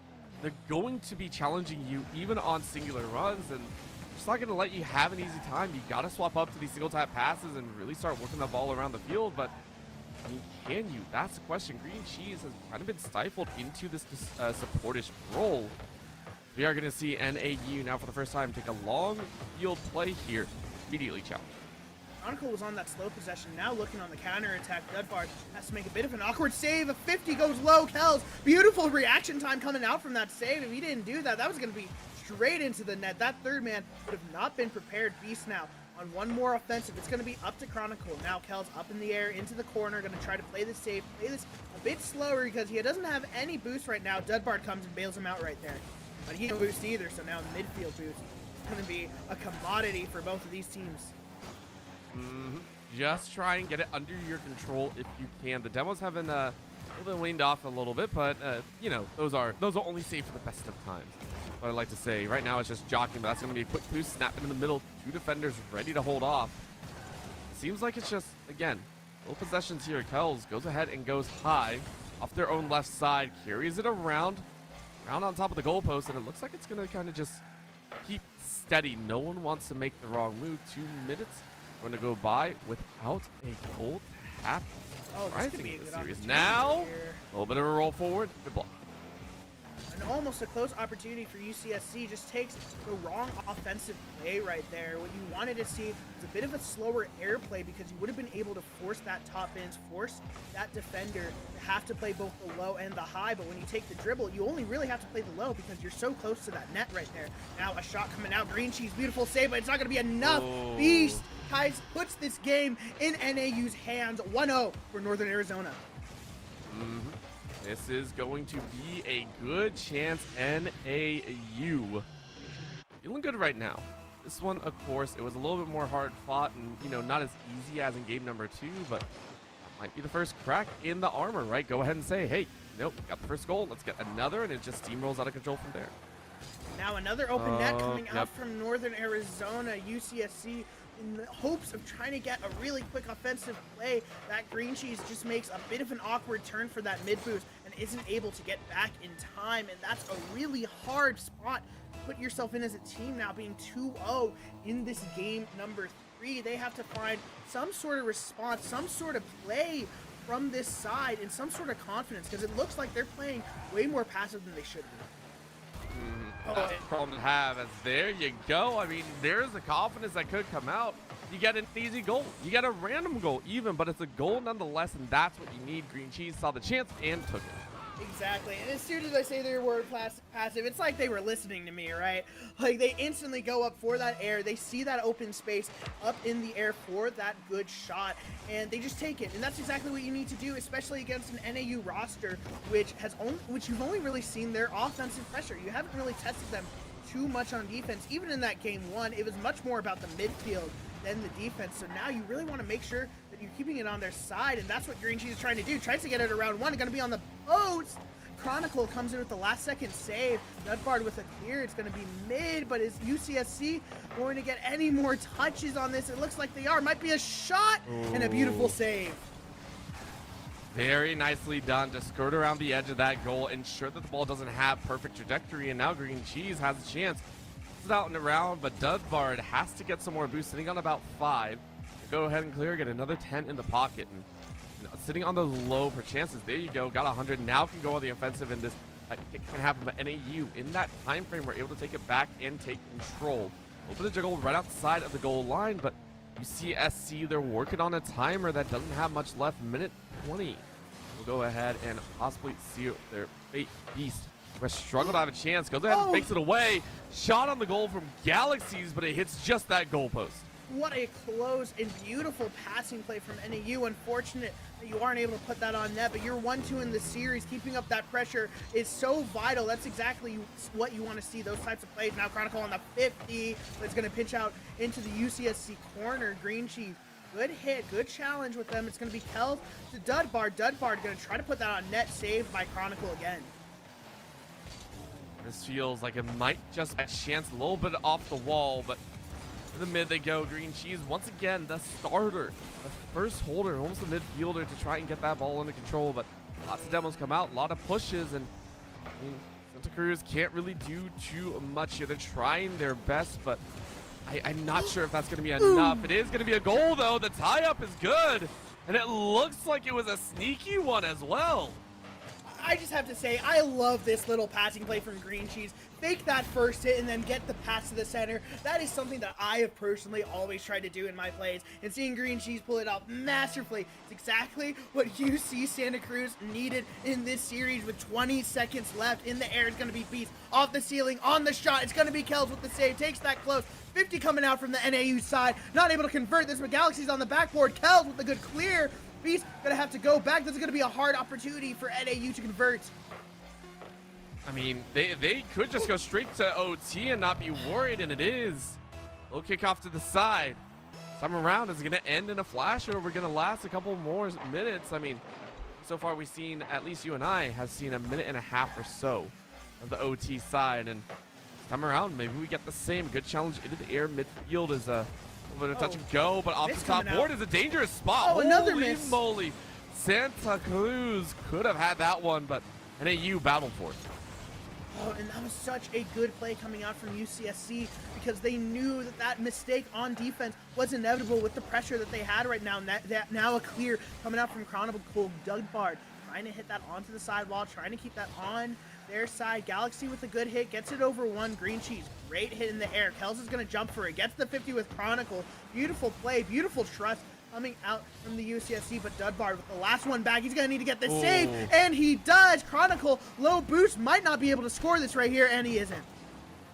Yeah, that was a little bit of a scary moment. I went for the slow roll instead, and it didn't really work, and now a pass on the backboard, not going to be under UCSC's control. Gonna be right back hands in the Beast. Beast could make things happen, but again, double demo coming out, and UCSC trying to make some space. However, kick to the front. Beast carries it off just a little to the left, redirected even further left. NAU waiting for an opportunity. Both teams on a knife's edge. That's a miss. Galaxies picks it up, gets it back under control of their own, but over the top. Dudbard now taking their own run. A little bit of a whiff from Dudbard off the wall, but it's not going to mean much when Kels puts that on shot so fast. But Galaxy is able to make that save, looking for the 50, looking for that center, trying to go back to their roots, knowing that those passing plays are going to be how they're going to defeat NAU in this game. 3 Beast on the double, gets that to the center. Kels, beautiful touch with the save. This might be an opportunity. Chronicle going in fast. Green Cheese up in the air, looking for the solo, gets the fake flip reset, might get it under. Chronicle, amazing last second save coming out from Northern Arizona. This is getting a little bit too hot. We have now passed the 2-minute mark, and the other teams are feeling it. A 2.5 possible minute goal, and I mean, that's dangerous territory. Galaxies wants to end it right now. It's a dead ball right in front. Can you pick it up? Can't go off the backboard. It's carried ever higher. UCSC stave off a game loss. Orbital, my heart is racing right now. This is one of the tightest overtimes I have seen in a while. And Galaxy up in the air, might get the shot, might get the double tap, leave that mid for Chronicle and the save from Gals. UCSC fighting for their lives on the sideline. It is a beautiful defensive effort from the Santa Clara roster. Green Cheese with the 50, no boost to keep this on. Chronicle might have a double tap, might have the triple, might be a shot. Kels with the save. The iron wall might be the shot, and it isn't. This overtime is insane right now. It's problematic as well. You are starting to hit that 3-minute mark, and I mean, tensions are running high. If you make one mistake, it's a problem, and both teams actually kept up the pressure extremely well. No one's really had the opportunity, but the demo might have done it. The demo does! In OTs, UCSC win it! That is now the second time in OT that a team-coordinated play happens. NAU may rule regular time, but UCSC have posts.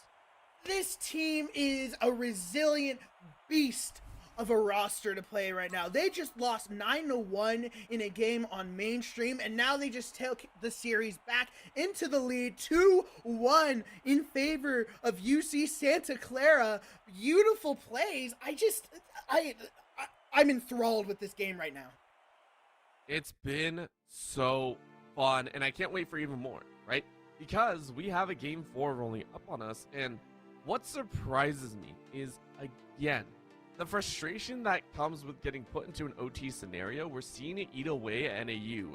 One of the reasons that I attribute the game 2 kind of craziness is they got upset. You get frustrated, and sometimes that can bring out the best in the team. That's what I think happened there. They got frustrated. They're like, we have to prove ourselves after game 1. Cool, we run it. Game 3 rolls around, a little bit of adjustment from the side of SCSU, and they go, okay, UCSC, sorry about that. They go, okay, what exactly are we going to do? How are we going to deal with this? Cool, we slow down the pace of the game a little bit. We have a bit more defense in our pocket. UCSC, it feels like the right gameplay, whether they wanted to or not, hit OT and lay down the pressure. Exactly. You know, you're playing to your strengths, and that's important for these high-level rosters, because at the end of the day, right, if you don't understand how you play and what you're good at and what your weaknesses are, your opponents are going to figure it out sooner rather than later, and you saw that in that game too, right? And so now you have to think UCSC, they have the momentum. They know that they can beat this team, but can they shut it out in the regular time? And right now, NAU wants to make sure that they can. Nope. Already off the offensive. It's just the ball rolling right in front, and now a two-piece angle. It's just that easy. NAU starting things off strong. Beautiful little passing play coming out from NAU. Galaxy leaves that third for Chronicle to come in with the shot. Fast, 72 miles an hour. That's a pretty speedy shot. 1-0 for NAU. And as you said it before, they are the kings of regulation right now. Especially with Beast. Beast has been putting on shot after shot, and it has been converting for this roster. Actually a little bit scared here. UCSC getting a little bit lost in the win. Green Cheese has honestly been one of the mainstays, I think. Really watching them to get into defensive position, ensure that the goal is covered, and that's what they do with. But at the same time, you gotta have that offensive mindset. A little bit of a chance ball. Galaxy's rushes back to get it taken care of, but it's not. It's a pass back as Dunbard said, give me a chance. Watch this here. A little bit of a tap and boop.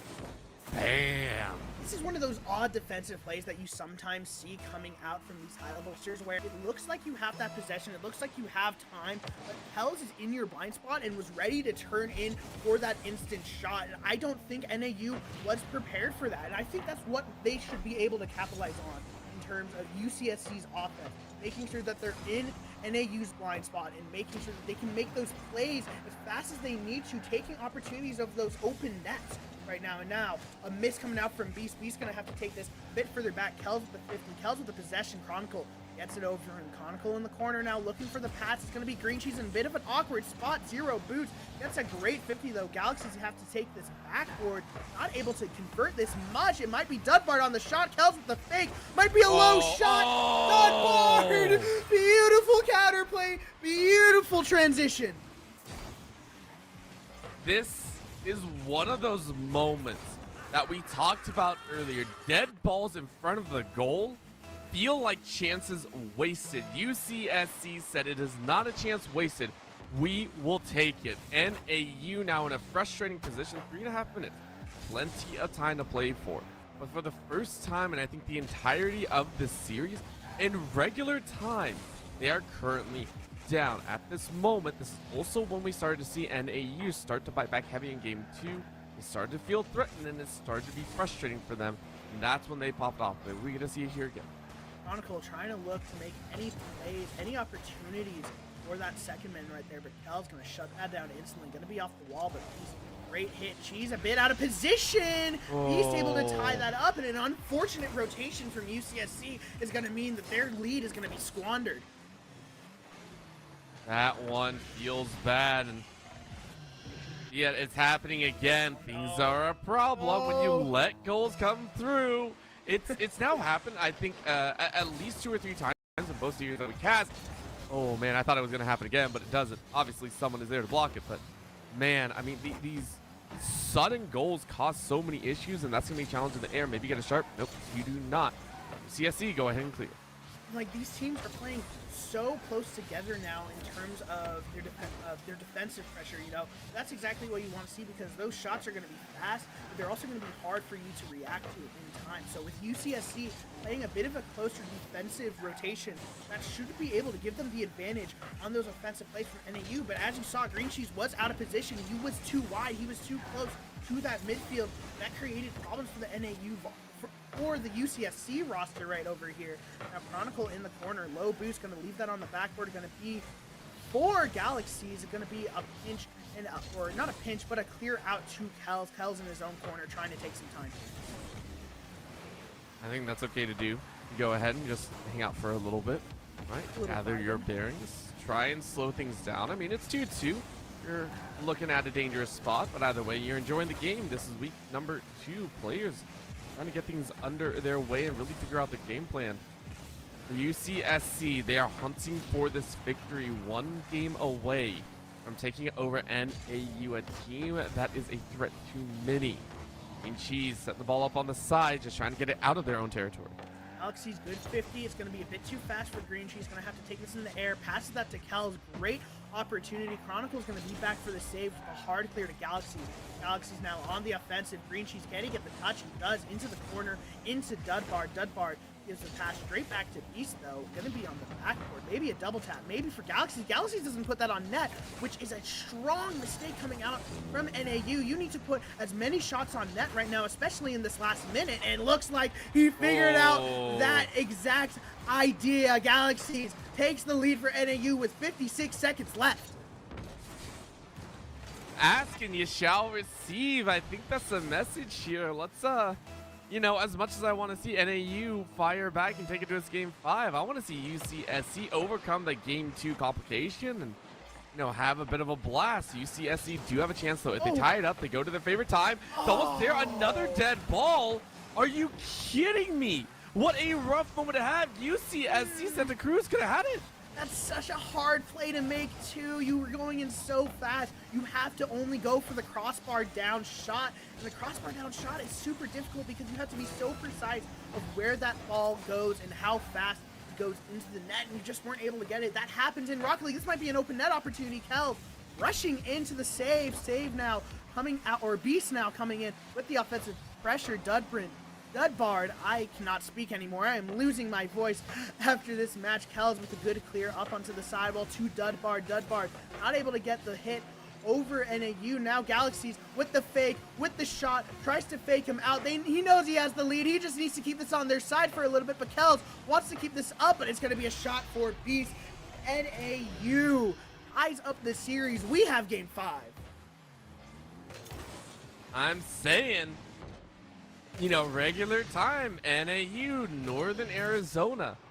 In OT, though, it's all about University of California, Santa Cruz. It's just one of those things, right? Both teams are having their exceptional power points. You can see there about 500 to a little bit close to 600 for Chronicle, but look at the number of shots, right? We're looking at that 11 on the side of NAU. That is one of the strengths, I think, comparatively to about I only want to say about 6 on the side of on the side of UC. So a little bit of a difference there. Question marks all abound. I'm curious to see how things play out. You know, this match is so close. I think one of the things that I think gives UCSC the edge, being able to come back from that 9-1 loss. Again, that is a hard game to lose. That is just, it's a rough spot to be in, right? And so being able to be resilient, be able to come back, it's just a testament to the strength and skill of this roster that they have shown throughout this game. They're going to Game 5 with NAU, one of the top dogs of the NECC right now. And so you expect to see that they have the confidence. They know that they can win this game. They just have to put the pieces together and get going. You gotta find those pieces. You gotta put them together. It's like a jigsaw puzzle that is all white and has random marks on them. I've done one of those. Don't do it. It's painful. You need to put all these jigsaw pieces together and be able to come up with a golden picture to take down the likes of NAU. So for UCSC, they're going to try their best. A little bit of a free kick up top. NAU, though, still feeling okay. This should be home territory. They should be used to Game 5. They shouldn't be too worried about the current standing. All they say is the game. Right back to square one. Best of one. We've been here before. Let's do it. Red Bart on the corner trying to get this over one. A bit of an unfortunate touch from Beast is going to mean Galaxy has to half flip back to defense. Kells with a bit of space, with a bit of time, gets it around Chronicle. Beautiful pinch. Even though it does go to Galaxy, this is going to put them in a very good spot for the 50 green cheese. Now having to race back for this here on the sidewall, trying to get this to the bang onto the left. Now Galaxy with a little bit of the hit towards net, but it's going to be Kells, and now all the demos are coming out. Explosions left and right. A bunch of open space on the field right now. I always feel whenever we start to see demos come out, a team is desperate, right? That's what I at least personally feel like. I come from days of when demos were seen as disrespectful, and of course it's obviously changed now, but when we start seeing demo after demo without actually space being taken, it just feels like a demo for demo's sake, which is not what you actually want to see. So right now, it feels like they kind of connect a little bit awkwardly. Maybe they get a chance, and that's just going to be the goal. NAU, Dunbart went for the demo, but that was just a distraction. Exactly, right? As you're saying, you know, for me, demos are a recognition of frustration. You can't find that space. You are annoyed that the players are in positions that are making it hard for you to convert, and so you're just going for the demos, and that kind of costed UCSC that goal. If Dunbart had instantly rotated back, he might have had an opportunity to make the save. Now Chronicle up on the shot, going to be a hit for Kells. Kells in his own corner, going to be with the full boost, tries to get it under 150 coming out from Beast. Another demo coming out from NAU. This is Demo City over here right now. Now Galaxy gets it around 1, but it's going to be Dunbart in the air. Dunbart takes the 50 in the air as well. Galaxy's going to have to get a little bit of a redirect. Kells, though, and now in the corner, going to have to find some sort of gear out, and it looks like they will on the sidewall. Might be a good opportunity for Galaxy's right here. Not able to put it on net, though. Nope. You just got to hang on. You just got to keep waiting for your chance. And yeah, with 3 minutes left, this is not unknown territory for anyone, right? Low scoring game, pretty standard here. Of course, it hasn't always favored the likes of NAU, but Santa Cruz have had some opportunities as well for them. It's been a little bit touch and go. I've been watching them and just how exactly are you going to make this work, right? What are you going to go for? Green cheese, of course, waiting for the opportunity, but still, NAU, their defense getting tighter and tighter, just being annoyed at the opponents, just kind of stalling them out.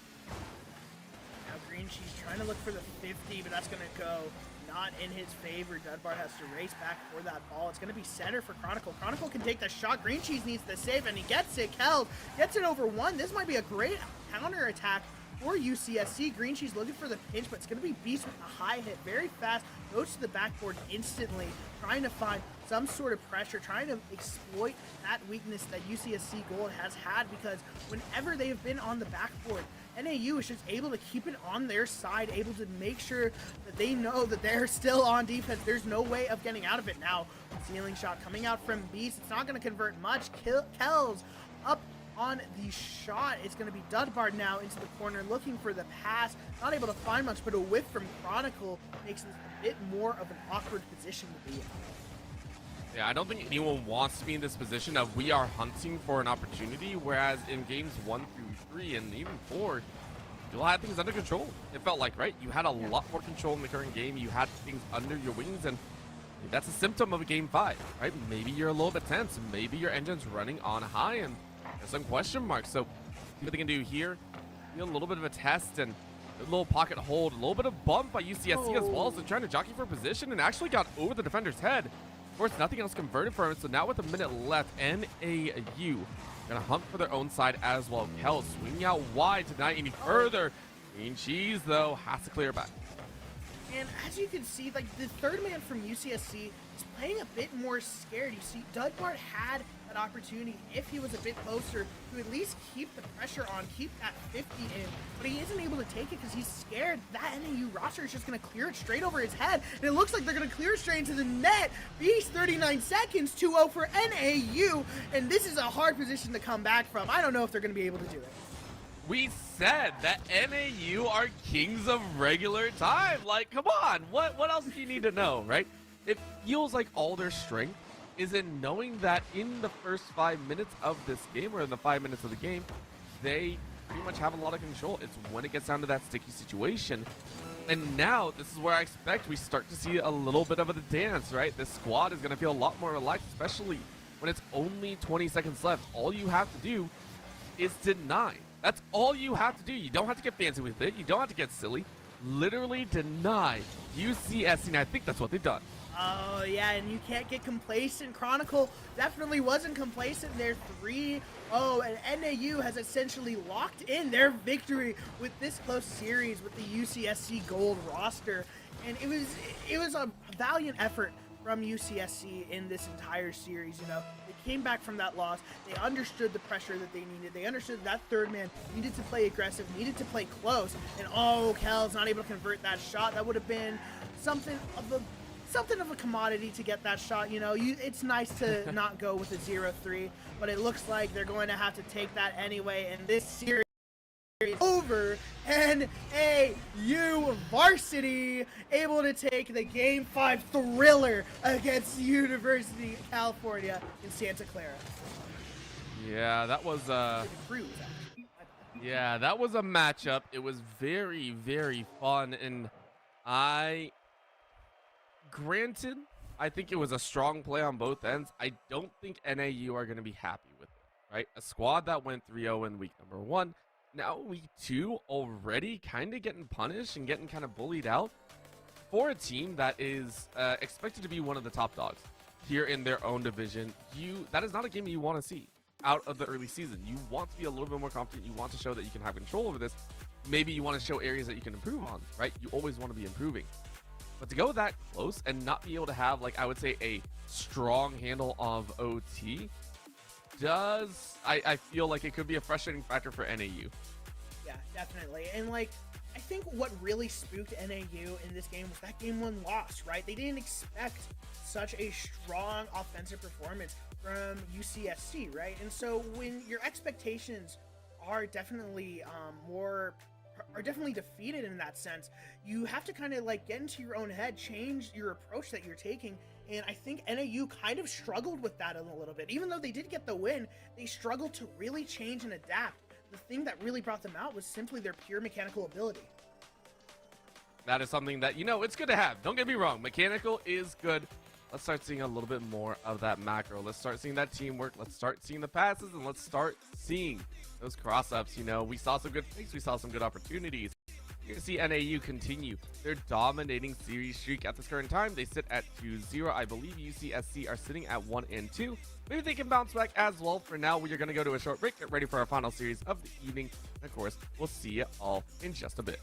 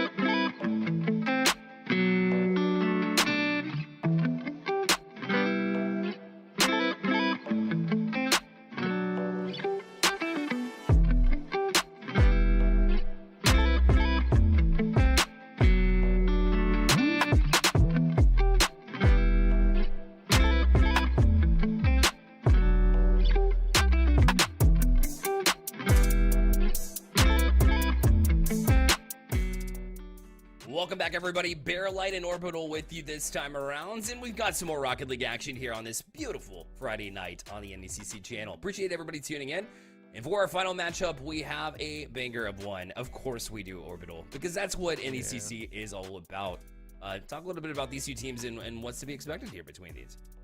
I'm expecting some good Rocket League. I mean, it is a fresh start. You know, it's 2024. They're already into week number 2, but I expect a fresh start. That is another part of the NECC. I expect to see, fresh starts all the way around and, be able to have impact and growth throughout the entire season. That's what I'm hoping for, especially in Challengers Division.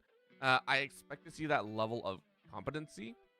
I also expect to see mistakes. Throughout the day, we have seen some drops, some missed defensive plays, and it's kind of understandable, right? As you go through the series, I want to see you progressively get better. I want to see those mistakes kind of go away, and I want to see the strength of the players come out, and that is what I'm looking at. Tarleton State Purple versus the likes of UTD Green should make it. It should. In the early weeks, it's 100% what you get. Are these teams trying to figure it out still? Let's get to know the teams and rosters here as we start with Tarleton State Purple, as Skippy, Sax Boy, Eugen, and FitJack to round out this roster in the Challengers Division. Like you mentioned, tons of talent to begin with, but of course, when you have a young roster like we have here, as Skippy and FitJack, both freshmen coming in, freshmen, it's definitely, a new experience trying to balance the school life with your Rocket League play, with the grind at hand. It's a lot of things to keep up with, but luckily they've got Eugen, a freshman as well, so completely brand new team here, as Lurks on the bench here, a junior, Beasts on the bench as well as a junior, so at least they get the guidance from the bench. But either way, Tarleton State Purple, I mean, talk about already having a pretty decent start to this year. Imagine how they're going to be in the future. Of course, they'll have their challenge ahead of them, as UT Dallas is pretty special themselves. And I mean, Tarleton State Purple are currently sitting at an 0-2 record. It's an immediate swap when you look at UTD Green, right? They're looking at a 2-0 current record, 6-2 in game score, and we got Swag for the win, AXD and Pyre to all come out here. And I mean, it's one of those moments that you talked about, the fact that, hey, it's a full freshman roster for the side of Tarleton. On this other side, I mean, we're also looking at some fresh faces, but I mean, that's kind of the interesting thing. We talk about freshmen, we talk about sophomores, but there's strength in these players. They've been playing for quite some time. A lot of these players, they've also been playing against the top side, and I think that's the interesting thing about esports. You could be a freshman. Sure, you could be a freshman, you could be a sophomore, a little bit new to esports, not esports, but the collegiate side.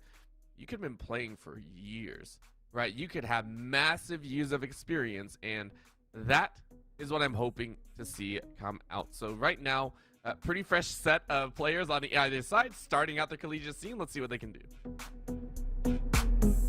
Such great games across this broadcast already, and you're 100% right, because I know that you've actually joined me for a lot of the high school recruitment into college. So those players that are coming up to become these freshmen, they're already insane.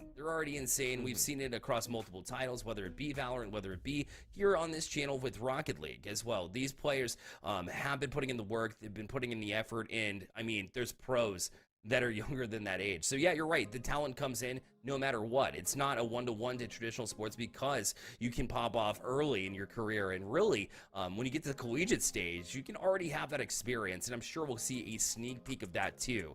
UT Dallas, I mean, this organization specifically, or this, program, also has a team that was in CRL for an extended period of time. This might be their green team, so it's not exactly that team specifically, but when you have that experience within your organization, you're definitely going to breed the next generation and have them play up to a standard that is absolutely exceptional. You also have the best practice partners. One of the things that I really like are schools that do have very deep, I want to say deep sets of teams, right? You have a squad that, as you said, it competed in CRL, and it was very impressive. They had a very nice run, and in this current moment, you have the best practice partners. You get to play against some of the best out there, and that is something that, again, esports is a little bit different than traditional sports. You get to have that power behind it. You get to actually get up close to some of those, players that maybe idolize and actually learn from them. So it's a very interesting state. At the current moment, though, we are into game number 1. Tarleton State Purple looking for their first series win. We'll have to do it against a team that's been incredibly strong. Like you mentioned, UTD Green may not be the first UT Dallas team, but in the Challengers Division, they have been perfect. 2-0 so far. They dropped a game against UVU Whites. They've dropped a game against NMT Miners Red, but 2-3-1 best of 5 series is definitely a strong start. And right now, they're starting to turn it on as well as the Jets turn on, and they get a little bit of an extended stay on the offensive side, but a questionable touch will go backwards when everybody was pretty much committed forward there for UTD Green, and that allows the opportunity here from Skippy to step up right into the box, and Tarleton State will be the first to get on the board. I like it. Taking an opportunity. You see that little slide out. It was a little bit of a misdirect by UTD. I think they were hoping to clear it a little bit better than that. But, I mean, you're following up on your own pass, and Tarleton are just like, cool, thanks very much. We'll go ahead and grab that. Now, how often will they get that type of goal is the question. We've seen a lot of goals come by that were gifted over. You have to learn how to capitalize on those gifts. Yeah, those opportunities are something you have to jump on, especially at this level. They don't happen as frequently, but you mentioned it at the top of this segment here, Orbital. They're going to be mistakes, and the opportunistic players are the ones that really shine at this league. Look at that shot. Also a pretty tough angle, too. Not a whole lot of defense happening for UTD Green, but still, Tarleton State says, I will take advantage of that every single time. What is going on so far? You know, 1 goal can be just a misnomer, it can be an outlier. 2 goals, you start getting a coincidence. At 3, you got a pattern, and at 4, things can get messy. So we're already halfway there, Bearlight, and I'm waiting for UTD Green's response. Right, this is a squad that knows that they can play in this situation. Maybe their 1 loss usually comes in 1, and it's you know, it's pretty okay. But I'm just kind of sitting here a little bit confused. I would expect a little bit of fire coming out of the 2-0 squad. That's exactly my thought. I mean, with the recent success in the 2-0 versus the 0-2 on paper, it would make more sense if Tarleton were to fall behind here. But look, as they're the ones constantly challenging. They're the ones in the face of UTD Green and not allowing them taking shots in places where they can really make a difference. And UTD Green's defense hasn't really been as positionally sound as we have seen in the past that really went into those 3-1 victories. However, you know, Tarleton State, they might be 0-2, but their challenges were a lot tougher through their first 2. So, you know, that's always the difference. It's not just about records, it's about strength of schedule in addition to it. And right now, Tarleton State, Purple, a combination of that and being able to grow from those 2 losses have been very clear. And they've really forced UTD Green into some of the situations where they've made the mistakes in the first place. So you got to credit Tarleton State as well for taking advantage of those. Though a shot taken there from UTD Green, they could have really used a response there, but the shot was just wide. Oh, the shot was wide, but the defense is good. Tarleton also ensuring that goal doesn't go in, and UTD are starting to scramble a little bit. AXD goes ahead and grabs 1 for themselves, and I mean, that's a good demo to hang on to. UTD need more than that. They need to get this control over the ball, and kind of curious. I would also like to see which roster has been coming out, you know, in the previous games and how they like to make it, because they do have 2, as you said, a couple of the members on the bench there, so you know, we'll see how that plays out. Right now, it's a good carry, though, in an open net. Easy goal by Swag FTW. That's why they call him Swag. He's got a lot of it. I mean, all the way from his own side, right? Jack was so close to getting to that, too. It was, you know, up pretty early in the midfield, which is what they teach you, is to get in their face and challenge in midfield so you can keep the zone. So I didn't think that Jack played it too poorly. Maybe a little bit quicker of a decision would have went a long way. But what a play it was from UTD Green. It's more of what we expected from this team, so glad to see them starting to at least put pieces together something against this Tarleton State Purple. And in fact, you'll see AXD with a little bit more room. We'll leave it for Swag that's cut off in the process here at midfield. Fire kind of played it to himself. AXD able to jump on it next. Swag there. Shot taken, but Fit able to make a save. Yeah. It's one of those moments, of course, that you're kind of choosing and selecting your shot, and you know, you chose low. The defenders were there as well, but it was a good attempt, and I like it. So right now, you got 40 seconds. This is doable. Very, very doable if you so wish. However, UTD Green cannot get ahead of themselves, or else they leave the girl open or taking out their own, and this might be that chance. No one else is really there. It's a good little punt out there. Tarleton really just playing interference, but a flick over the top and a pass over to Pyre. You can get under it. Would have been a goal. However, right now with 30 seconds left, it's do or die time for game number 1. Yeah, they got that first on the board, which feels good. Don't get me wrong, but you got to add to it. And right now, Tarleton State Purple doing a good job of playing keep away to keep it away from UTD Green. And they'll have their work cut out for them right now.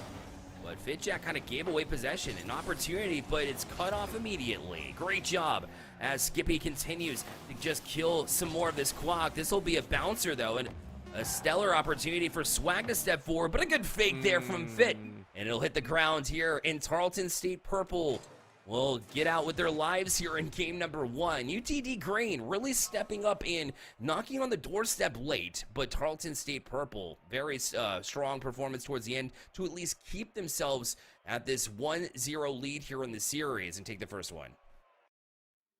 You can hear the cranking of the engine. It's revving up there for the side of UTD Green. It's chugging, it's chugging. It may not be, you know, the monster vehicles that we have now, but it needs to go a little bit faster, right? Like, we need to see that hand crank spinning. We need to see them starting to hit 60 miles an hour. Because on the flip side, Tarleton are already there. They don't have to crank anything. They got horses. They're good. They're already set to roll.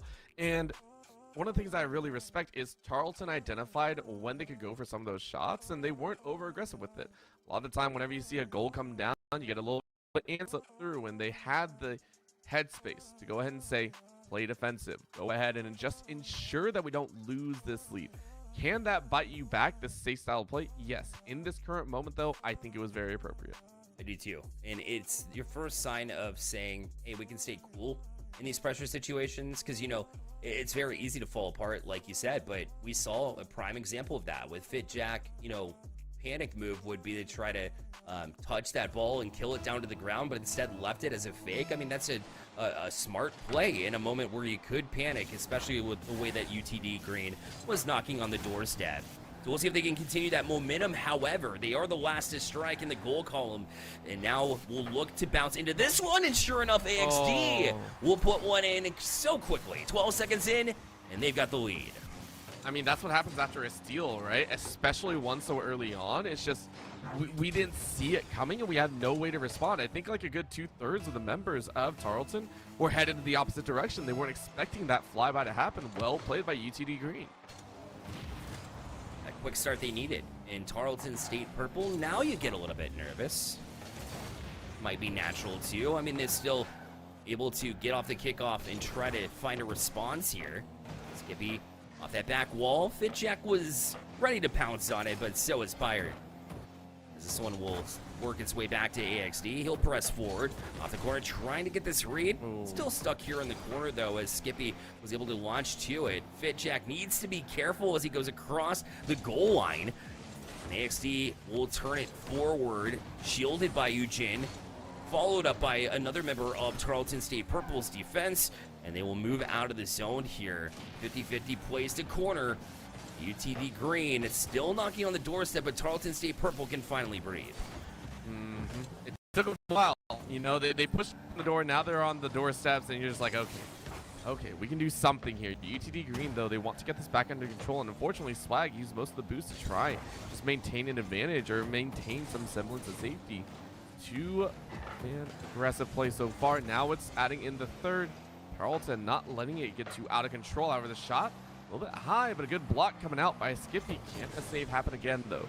Will it occur? Dead ball, and I mean, this is a very, very quiet. That was by far the calmest we've seen all series, I think. And now that's just, as soon as the calm happens, like UTD Green, just take it and run. You're a little too calm there after. Yeah, I know. The ball sat there for a good like 15 seconds. I'm like, what?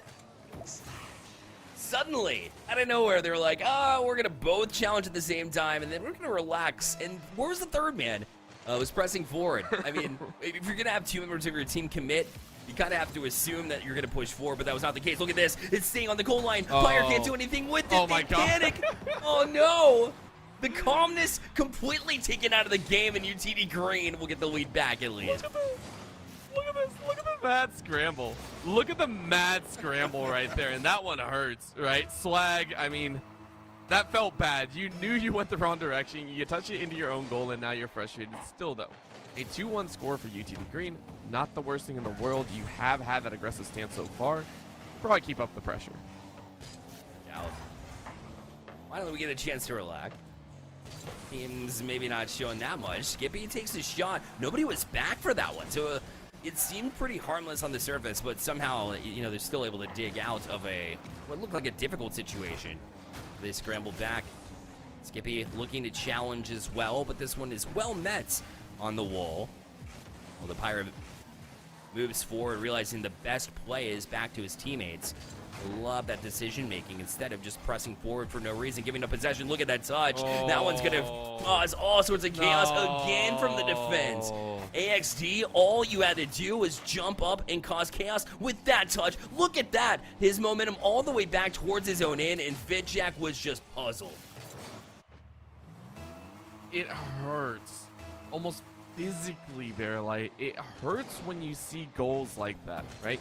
Because they feel avoidable. They feel like things can change, and now things are getting away here. AXD with the hat trick, 3 goals so far.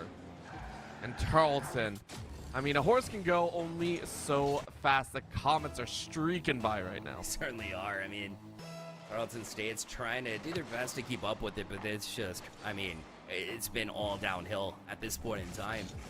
That's 3 straight here.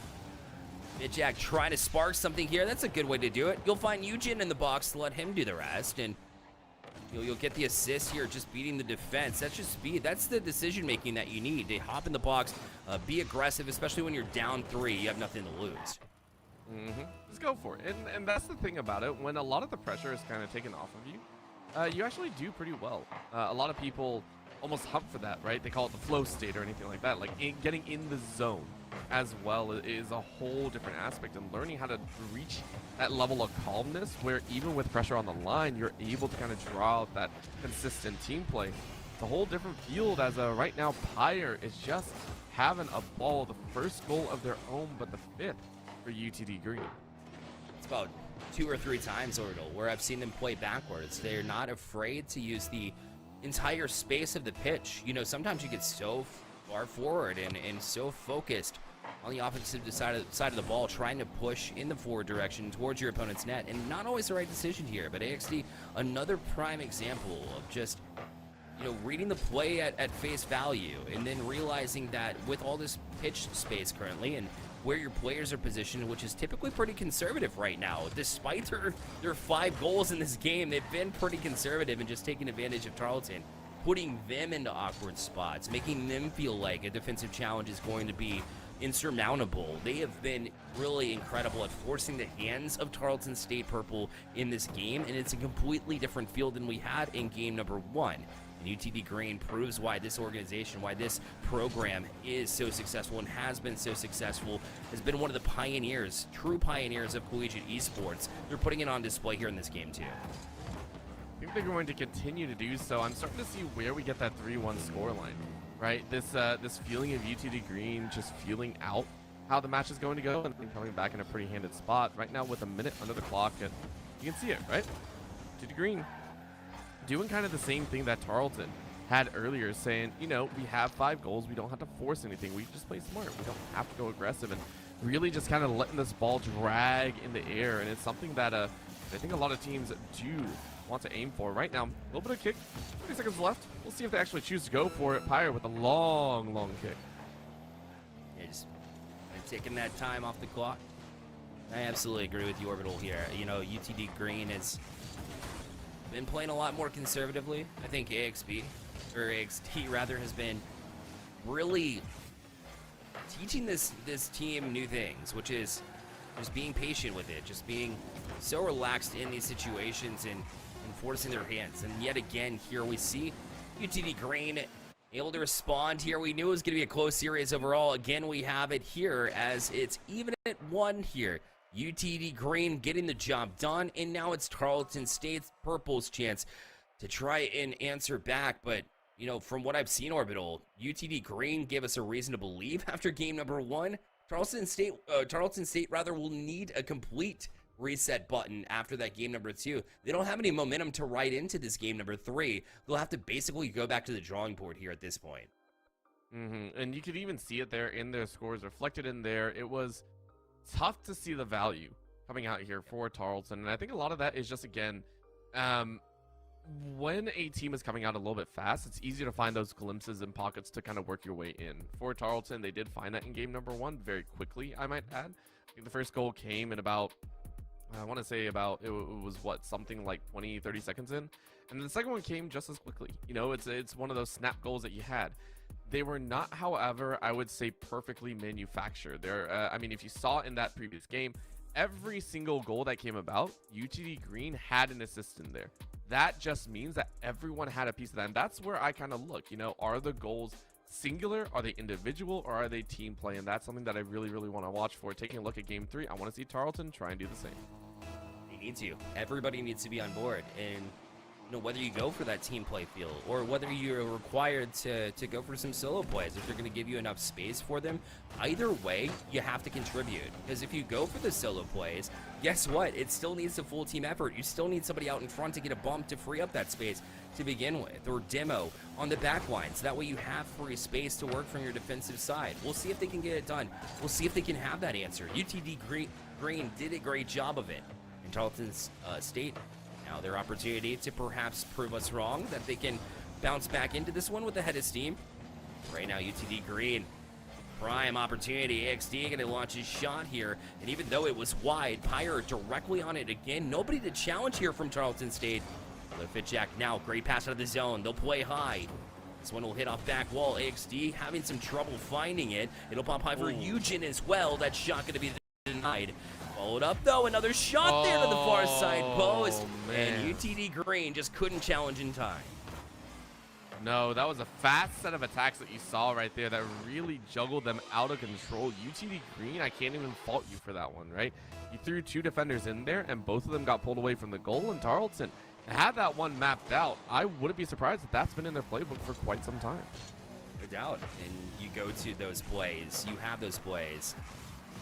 It's in case you need to chalk something up. It's all about the rotations there. When you get on the offensive side, you know, it's very tempting to kind of fall back into rotation, especially if you don't have a lot of boost and grab 100 boost, but instead, you know, sticking into that play is going to make all the difference here for them early. And you can't get complacent. You can't get out of the play just because you're in on the boost, just because you're not the next one in rotation. Doesn't mean that you don't need to be here right now. Fitjack shot far post. Ooh, he tried to thread the needle, almost did, but Eugen couldn't do enough to distract that last defender, and UTD Green will at least keep it within 1. I like it. I like the aggression. That was very, very fun, and seeing these kind of snap shots. And again, after being treated to the early game aggression in game number 1, I'm kind of missing it, right? I'm kind of missing these fast breaks, these attempts, these consistent aggressive strikes that may or may not have quality to them, right? You know what? Quality's good. Don't get me wrong. I like quality shots. I like quality plays. Sometimes there's just something about over-aggressive players that throw caution to the wind and just fire off shots left and right. It's my weakness, I will say. Look at that bump. Almost flips his face. But it's so true. Like, it gets in your head. Sometimes you get flustered. And even at the highest level of play, if you're just going at it, even if it seems brainless to some degree when you're playing against it, it's honestly effective. It can throw you off.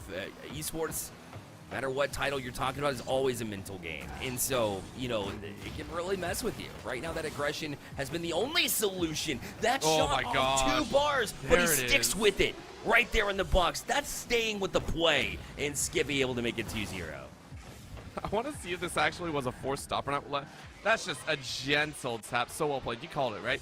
Following up on your own play, making sure it happens. Tarleton saw the opportunity, and UTD Green kind of kicking themselves there. I think they got bumped out a little bit, but other than that, they just kind of left the goalpost open. No one was in rotation back, and now they got to fight back. They got 2 minutes to make up 2 goals, which they have done.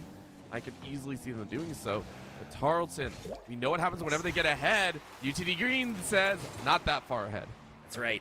Can't get complacent because you know they're on the doorstep. They prove that they can score goals in bunches. We saw it last time, and that play doesn't happen if Pyre doesn't get out and get that bump to clean up the way. That shot had basically no velocity on it, but you use your teammates.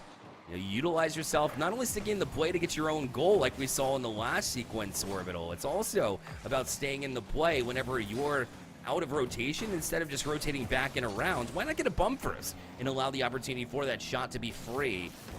And that's why we see UTD Green inching their way back. And Tarleton State Purple, that's why you build a lead. There's still a minute 42 left in this one, but a lot of the time has ticked off the clock. And in this particular game, goals have come at a premium, but I doubt they've done enough, especially when you see UTD Green getting right back at it and playing that aggressive style that you love to see.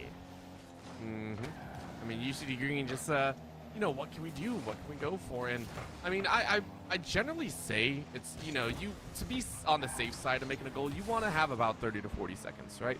Safe side is there. We've seen people kind of get it under, you know, the 30-second time, but 30 to 40 is what you want. Queue up a couple runs, you know, make sure you get a couple attack patterns in. That's what you have to play with.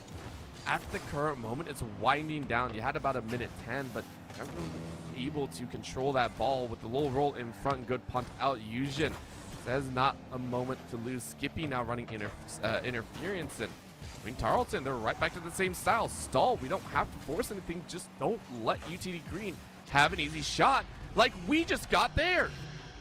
Such good recognition that you can switch the style of play to, because they weren't going to force anything, but hey, if it's going to fall on my lap at the top of the box, you better believe I'm going to get that insurance goal. In Tarleton State Purple, now feeling good about it. 3-1, 45 seconds left, just need to hold on and just play up, right? Just kill some clock. You never want to play back on your heels.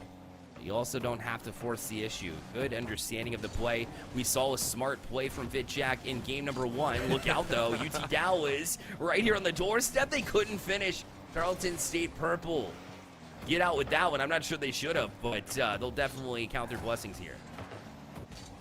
That was absolutely one of the moments that you're just like, oh, dang. Okay, that's unfortunate. I mean, Tarleton, I don't think are sweating it, but UTD Green going into game number 4 at a 3-2 instead of a, 3-1. It's a whole different ball game, I feel, for the mental aspect. So really liking it here, but Tarleton are really showing their stuff here. This pretty fresh squad that you were talking about, Verilight, they're showing up here 2-1. It said, you know, they would need to basically go back to the drawing board. They drew up something pretty special. Apparently their drawing skill is way better than mine. They came out swinging. Skippy with a couple of goals here. VitJack, I was just talking about his decision making, which is true. He makes those great decisions, but he can also just like aimlessly put shots on. I mean, 5 shots in that one. 1 for 5 shooting. Not incredibly efficient, but at the same time, I mean, they were at least able to accomplish a little bit there, and they get the win on the board at the end of the day. They're heading to match point currently, so they just need 1 to close on out. Now, I'm not entirely confident they can do it in the next game, just because UT Dallas has made it so close. This series has really been incredibly back and forth. Not cliche-wise, because it's literally different paces of it. They've gone back and forth goal for goal. They've also gone in segments of 3 goals apiece. You never know. It's been that unpredictable and that chaotic, and it makes for an incredible viewer experience. And I think a part of the reason why it's getting so tense and a lot of fun in front of the goals is Yujin. In that game number 3, we actually saw they had all 4 saves for their team. They were literally the reason that we did not see a high-scoring game right there. And that both makes me happy and sad at the same time. You're very happy that the game went their way, but it does worry me. Whenever you see that scoreboard, something kind of flips inside the mind of the opponent. You go ahead and say, oh, okay, this is the player we need to start bumping out. We need to start ensuring that we keep track of where Yujin is on the map or on the pitch, and that gives a whole different feel to it. So right now, UTD Green to have one more chance to kind of fire back, but Yujin is the one to get into a little scrap fest and takes a demo very quickly. Targeting right off the bat, and from Tarleton State Purple, I'm not losing sight of Pyre either, who's been quite a nuisance, to say the least, when we talk about those bumps, demos out in front. Look, though, as one needs to get across. VitJack took a little bit of time to get across, but he was confident. He was able to play it out. Look, Pyre looking for swag. Almost got the adjustment. Pyre now back another pass. A little bit too hot to handle there from AXD. So wise choice to just pull it back down and keep that possession game going. VitJack not able to get that one either. I mean, Tarleton State Purple had a great chance to turn it right back around, but instead UTD Green allowed the chance to keep their foot on the gas pedal here. And I feel like a lot of people would say these are all fakes, you know, dropping the back. I feel like the players are just a little bit behind in terms of speed and understanding of where the ball is actually going to land, right? That's about 3 times in a row that we saw multiple people go up for the pass, and they weren't at the right spot. So these questionable moments may or may not be the breaking point, right? A drop pass can mean a fast breakaway for an opponent. These singular carries, though, can also be a massive staple, but good defensive play coming out of Skippy there, ensuring Tarleton do not get scored on right now. And in one of the weirder segments, we've already lost a minute and a half as the steal comes out for FitJack. NECC left it on the platter for Bayern, trying to set up a teammate without having to do a whole bunch, except for maybe go out for another bump. Tap down from AXD will do nothing but actually just surrender possession, as Tarleton and Skippy now send it far post. And in fact, Eugen was waiting there for it, but AXD was looking like he was going to attack it, so you don't really know when to challenge. But look at all the space given up. AXD with the flick, and Skippy had to jump up to that top wall position. Typically, that's where you want to be defensively. You got to have somebody on that back wall. Took a little bit of time. Eventually, they got to it, though. Now AXD looking far side. Skippy already read it. Oh. Left with the demo. That's what I'm talking about with that pesky play. UTD Green all over it again. This will be a tap down. Opportunity there. That one almost rainbowed its way in. This will fall back to midfield, and Tarleton will at least be able to escape harm. But I mean, pressure still coming at you for UD Dallas. Another miss, but the shot, no shot. Unfortunately, goes off the side of the car and off to the corner. And Tarleton State, I mean, they're bailing themselves out. They haven't scored yet. UTD Green, that is. But I mean, it's not feeling great here in the first couple minutes. This is actually a tense situation that I would hate to be in, right? This is one of those moments where things are tensing up and you're wondering, like, why is nothing really working? And I think that frustration can boil over in a bad way for some players, right? This is both teams actually struggling to get the ball under control and having those opportunities, but that will happen, right? The ball drops right in front. You talked about it right there, Bear. Like you said, hey, a dead ball sometimes can be perfect. It can really just have an opportunity, and there it is. Pyre from midfield steals away a goal for UTD Green. Yeah, that's right. Pyre was ready, knowing a teammate was going to jump out and support in the demo, AXD. That's right. I was talking about how you don't have to necessarily rotate back, or if you're going to rotate it back, get a demo out first. UTD Green has been the more physical team, and that there's a reason why they've been able to bounce back into this game. And it feels good, too, because it's just about to bring up how UTD Green has had a majority of the pressure. Tarleton State has not looked comfortable at all in this game number 4. And then I was going to shout out, UTD Green and say, you boys, you need to score at some point to make it all this pressure worth it. So eventually they do score. This might be another opportunity too. Got a little bit off the mark. Pyre tried for a nasty angle, couldn't find one there. And the far side post challenge will not do a whole lot. Tarleton State will get out of the zone, but all they do at that point is just give away possession again. Tarleton State seems so flustered that their only solution is to get back, but FitJack gonna shove me up there with a quick equalizer, as they do end up using that queer, and it looked like Swag was gonna get a touch on it. Same with Pyre. Those little mistakes, those little misses. Now you see just the implications of that. I mean, I talked about it before, right? Those tense moments, these tense sets of games cause problems. That ball should never get past 2 like that. That is almost criminal.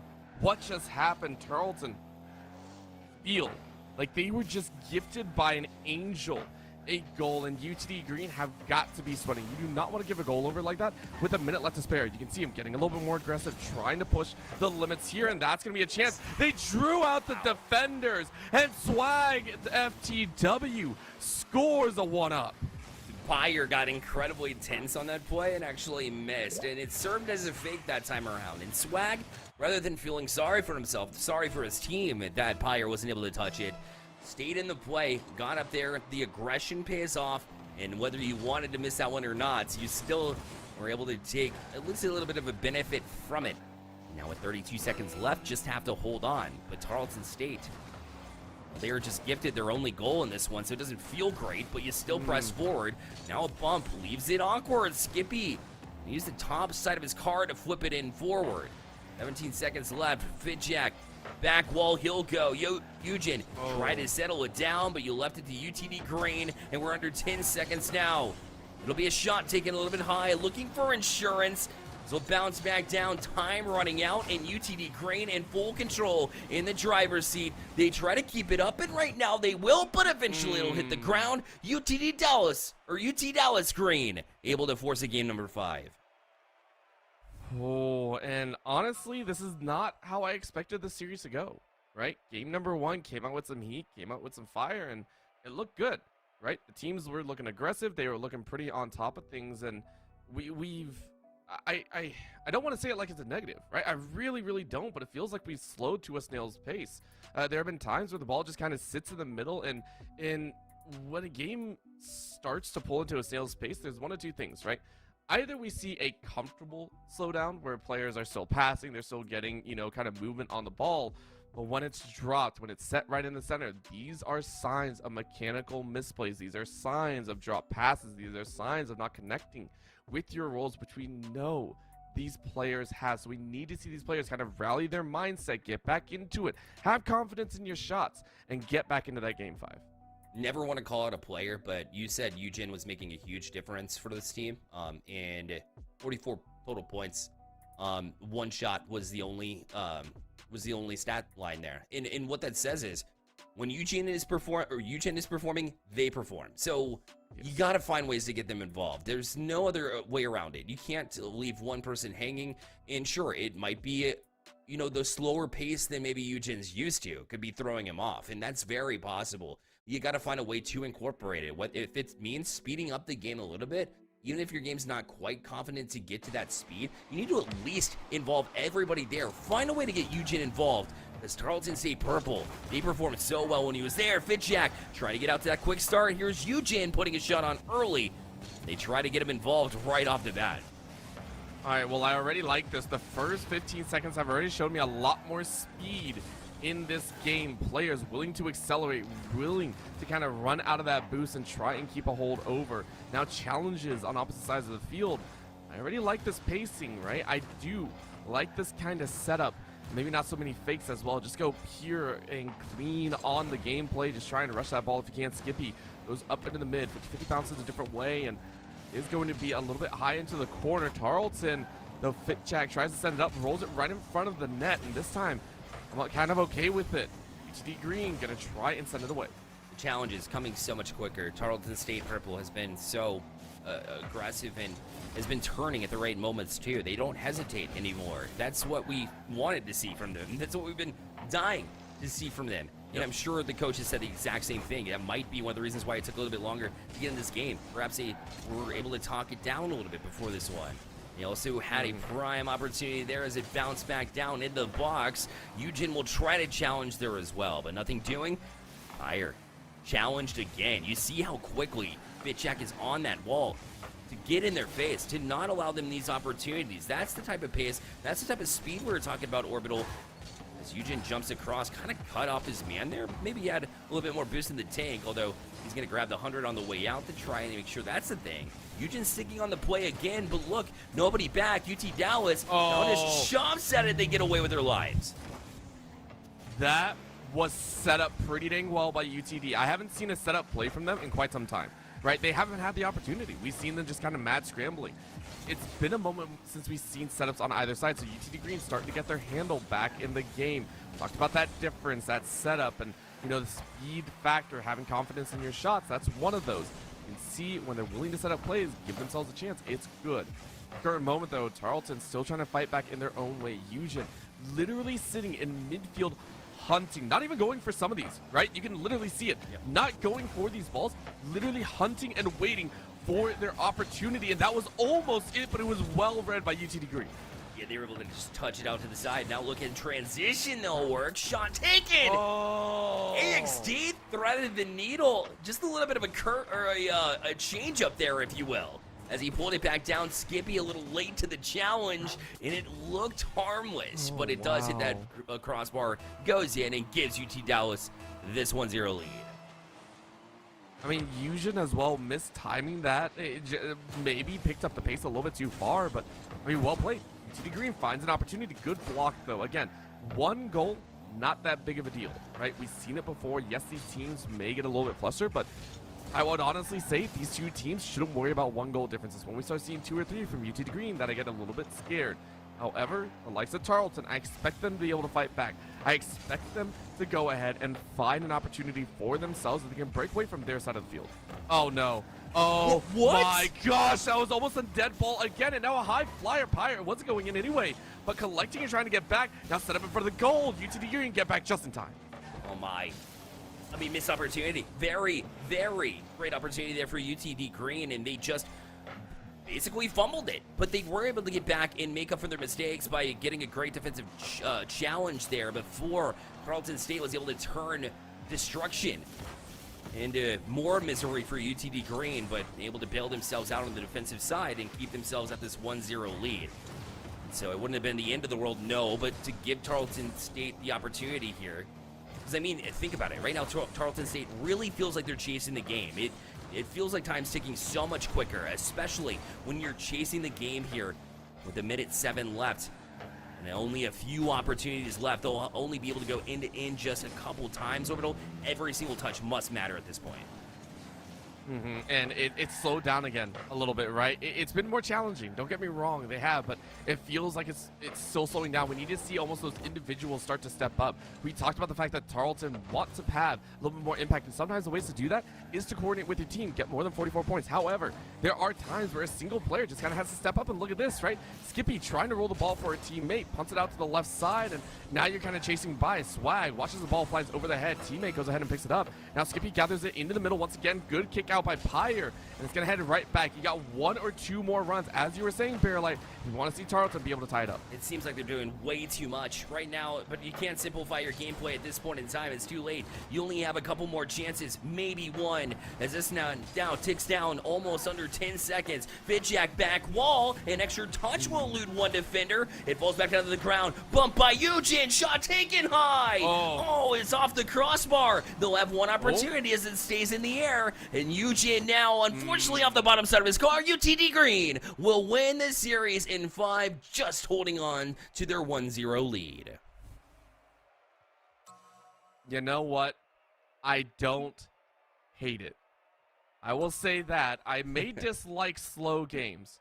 I did not hate that series. They're slow and then they're suspenseful, is what I would say. It did feel like, even though it slowed down from game 1, a single moment could take it away, and that's literally what happened game 5. Well played by UTD Green to come out with the victory. Yeah, even when they weren't their cleanest, they gave away a few possessions that maybe they shouldn't have. They gave away definitely opportunities that they could have capitalized on and been up 2-0 easily, 3-0 in that game. But instead of just letting it linger over them and make continuous mistakes, they were able to settle things down. That's where the slow pace actually played in the favor of UT Dallas Green in this instance, and they were able to just kind of write it on out, because it wasn't a very, clean best of 5, but I'm with you. I didn't hate it. I thought it was, it made for some interesting Rocket League, to say the least.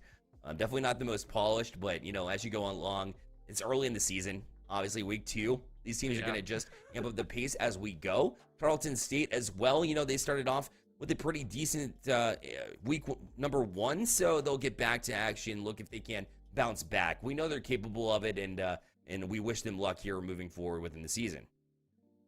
Yeah, I'm also very excited because we will get to see them every Friday. That is Rocket League. Again, here with the NECC, we'll be up every Friday at the same time. We got 4 or 5 series basically lined up. Maybe we get to see them back if they have improved. And I love the fact that you said it is early season, but also they're learning, right? At the end of the day, this is a squad that's learning. I know we can be harsh on them sometimes, but it's because we see sometimes that greatness that we saw in like game 1, especially if we see the heat that comes out in game 1, we want to see it again in those future games. So that is why I want to see Tarleton come back. I want to see UTD Green, who again have held a pretty decent record right now, improve. We want to see that cleanliness in the gameplay start to come out, and the confidence of the players almost show in the gameplay.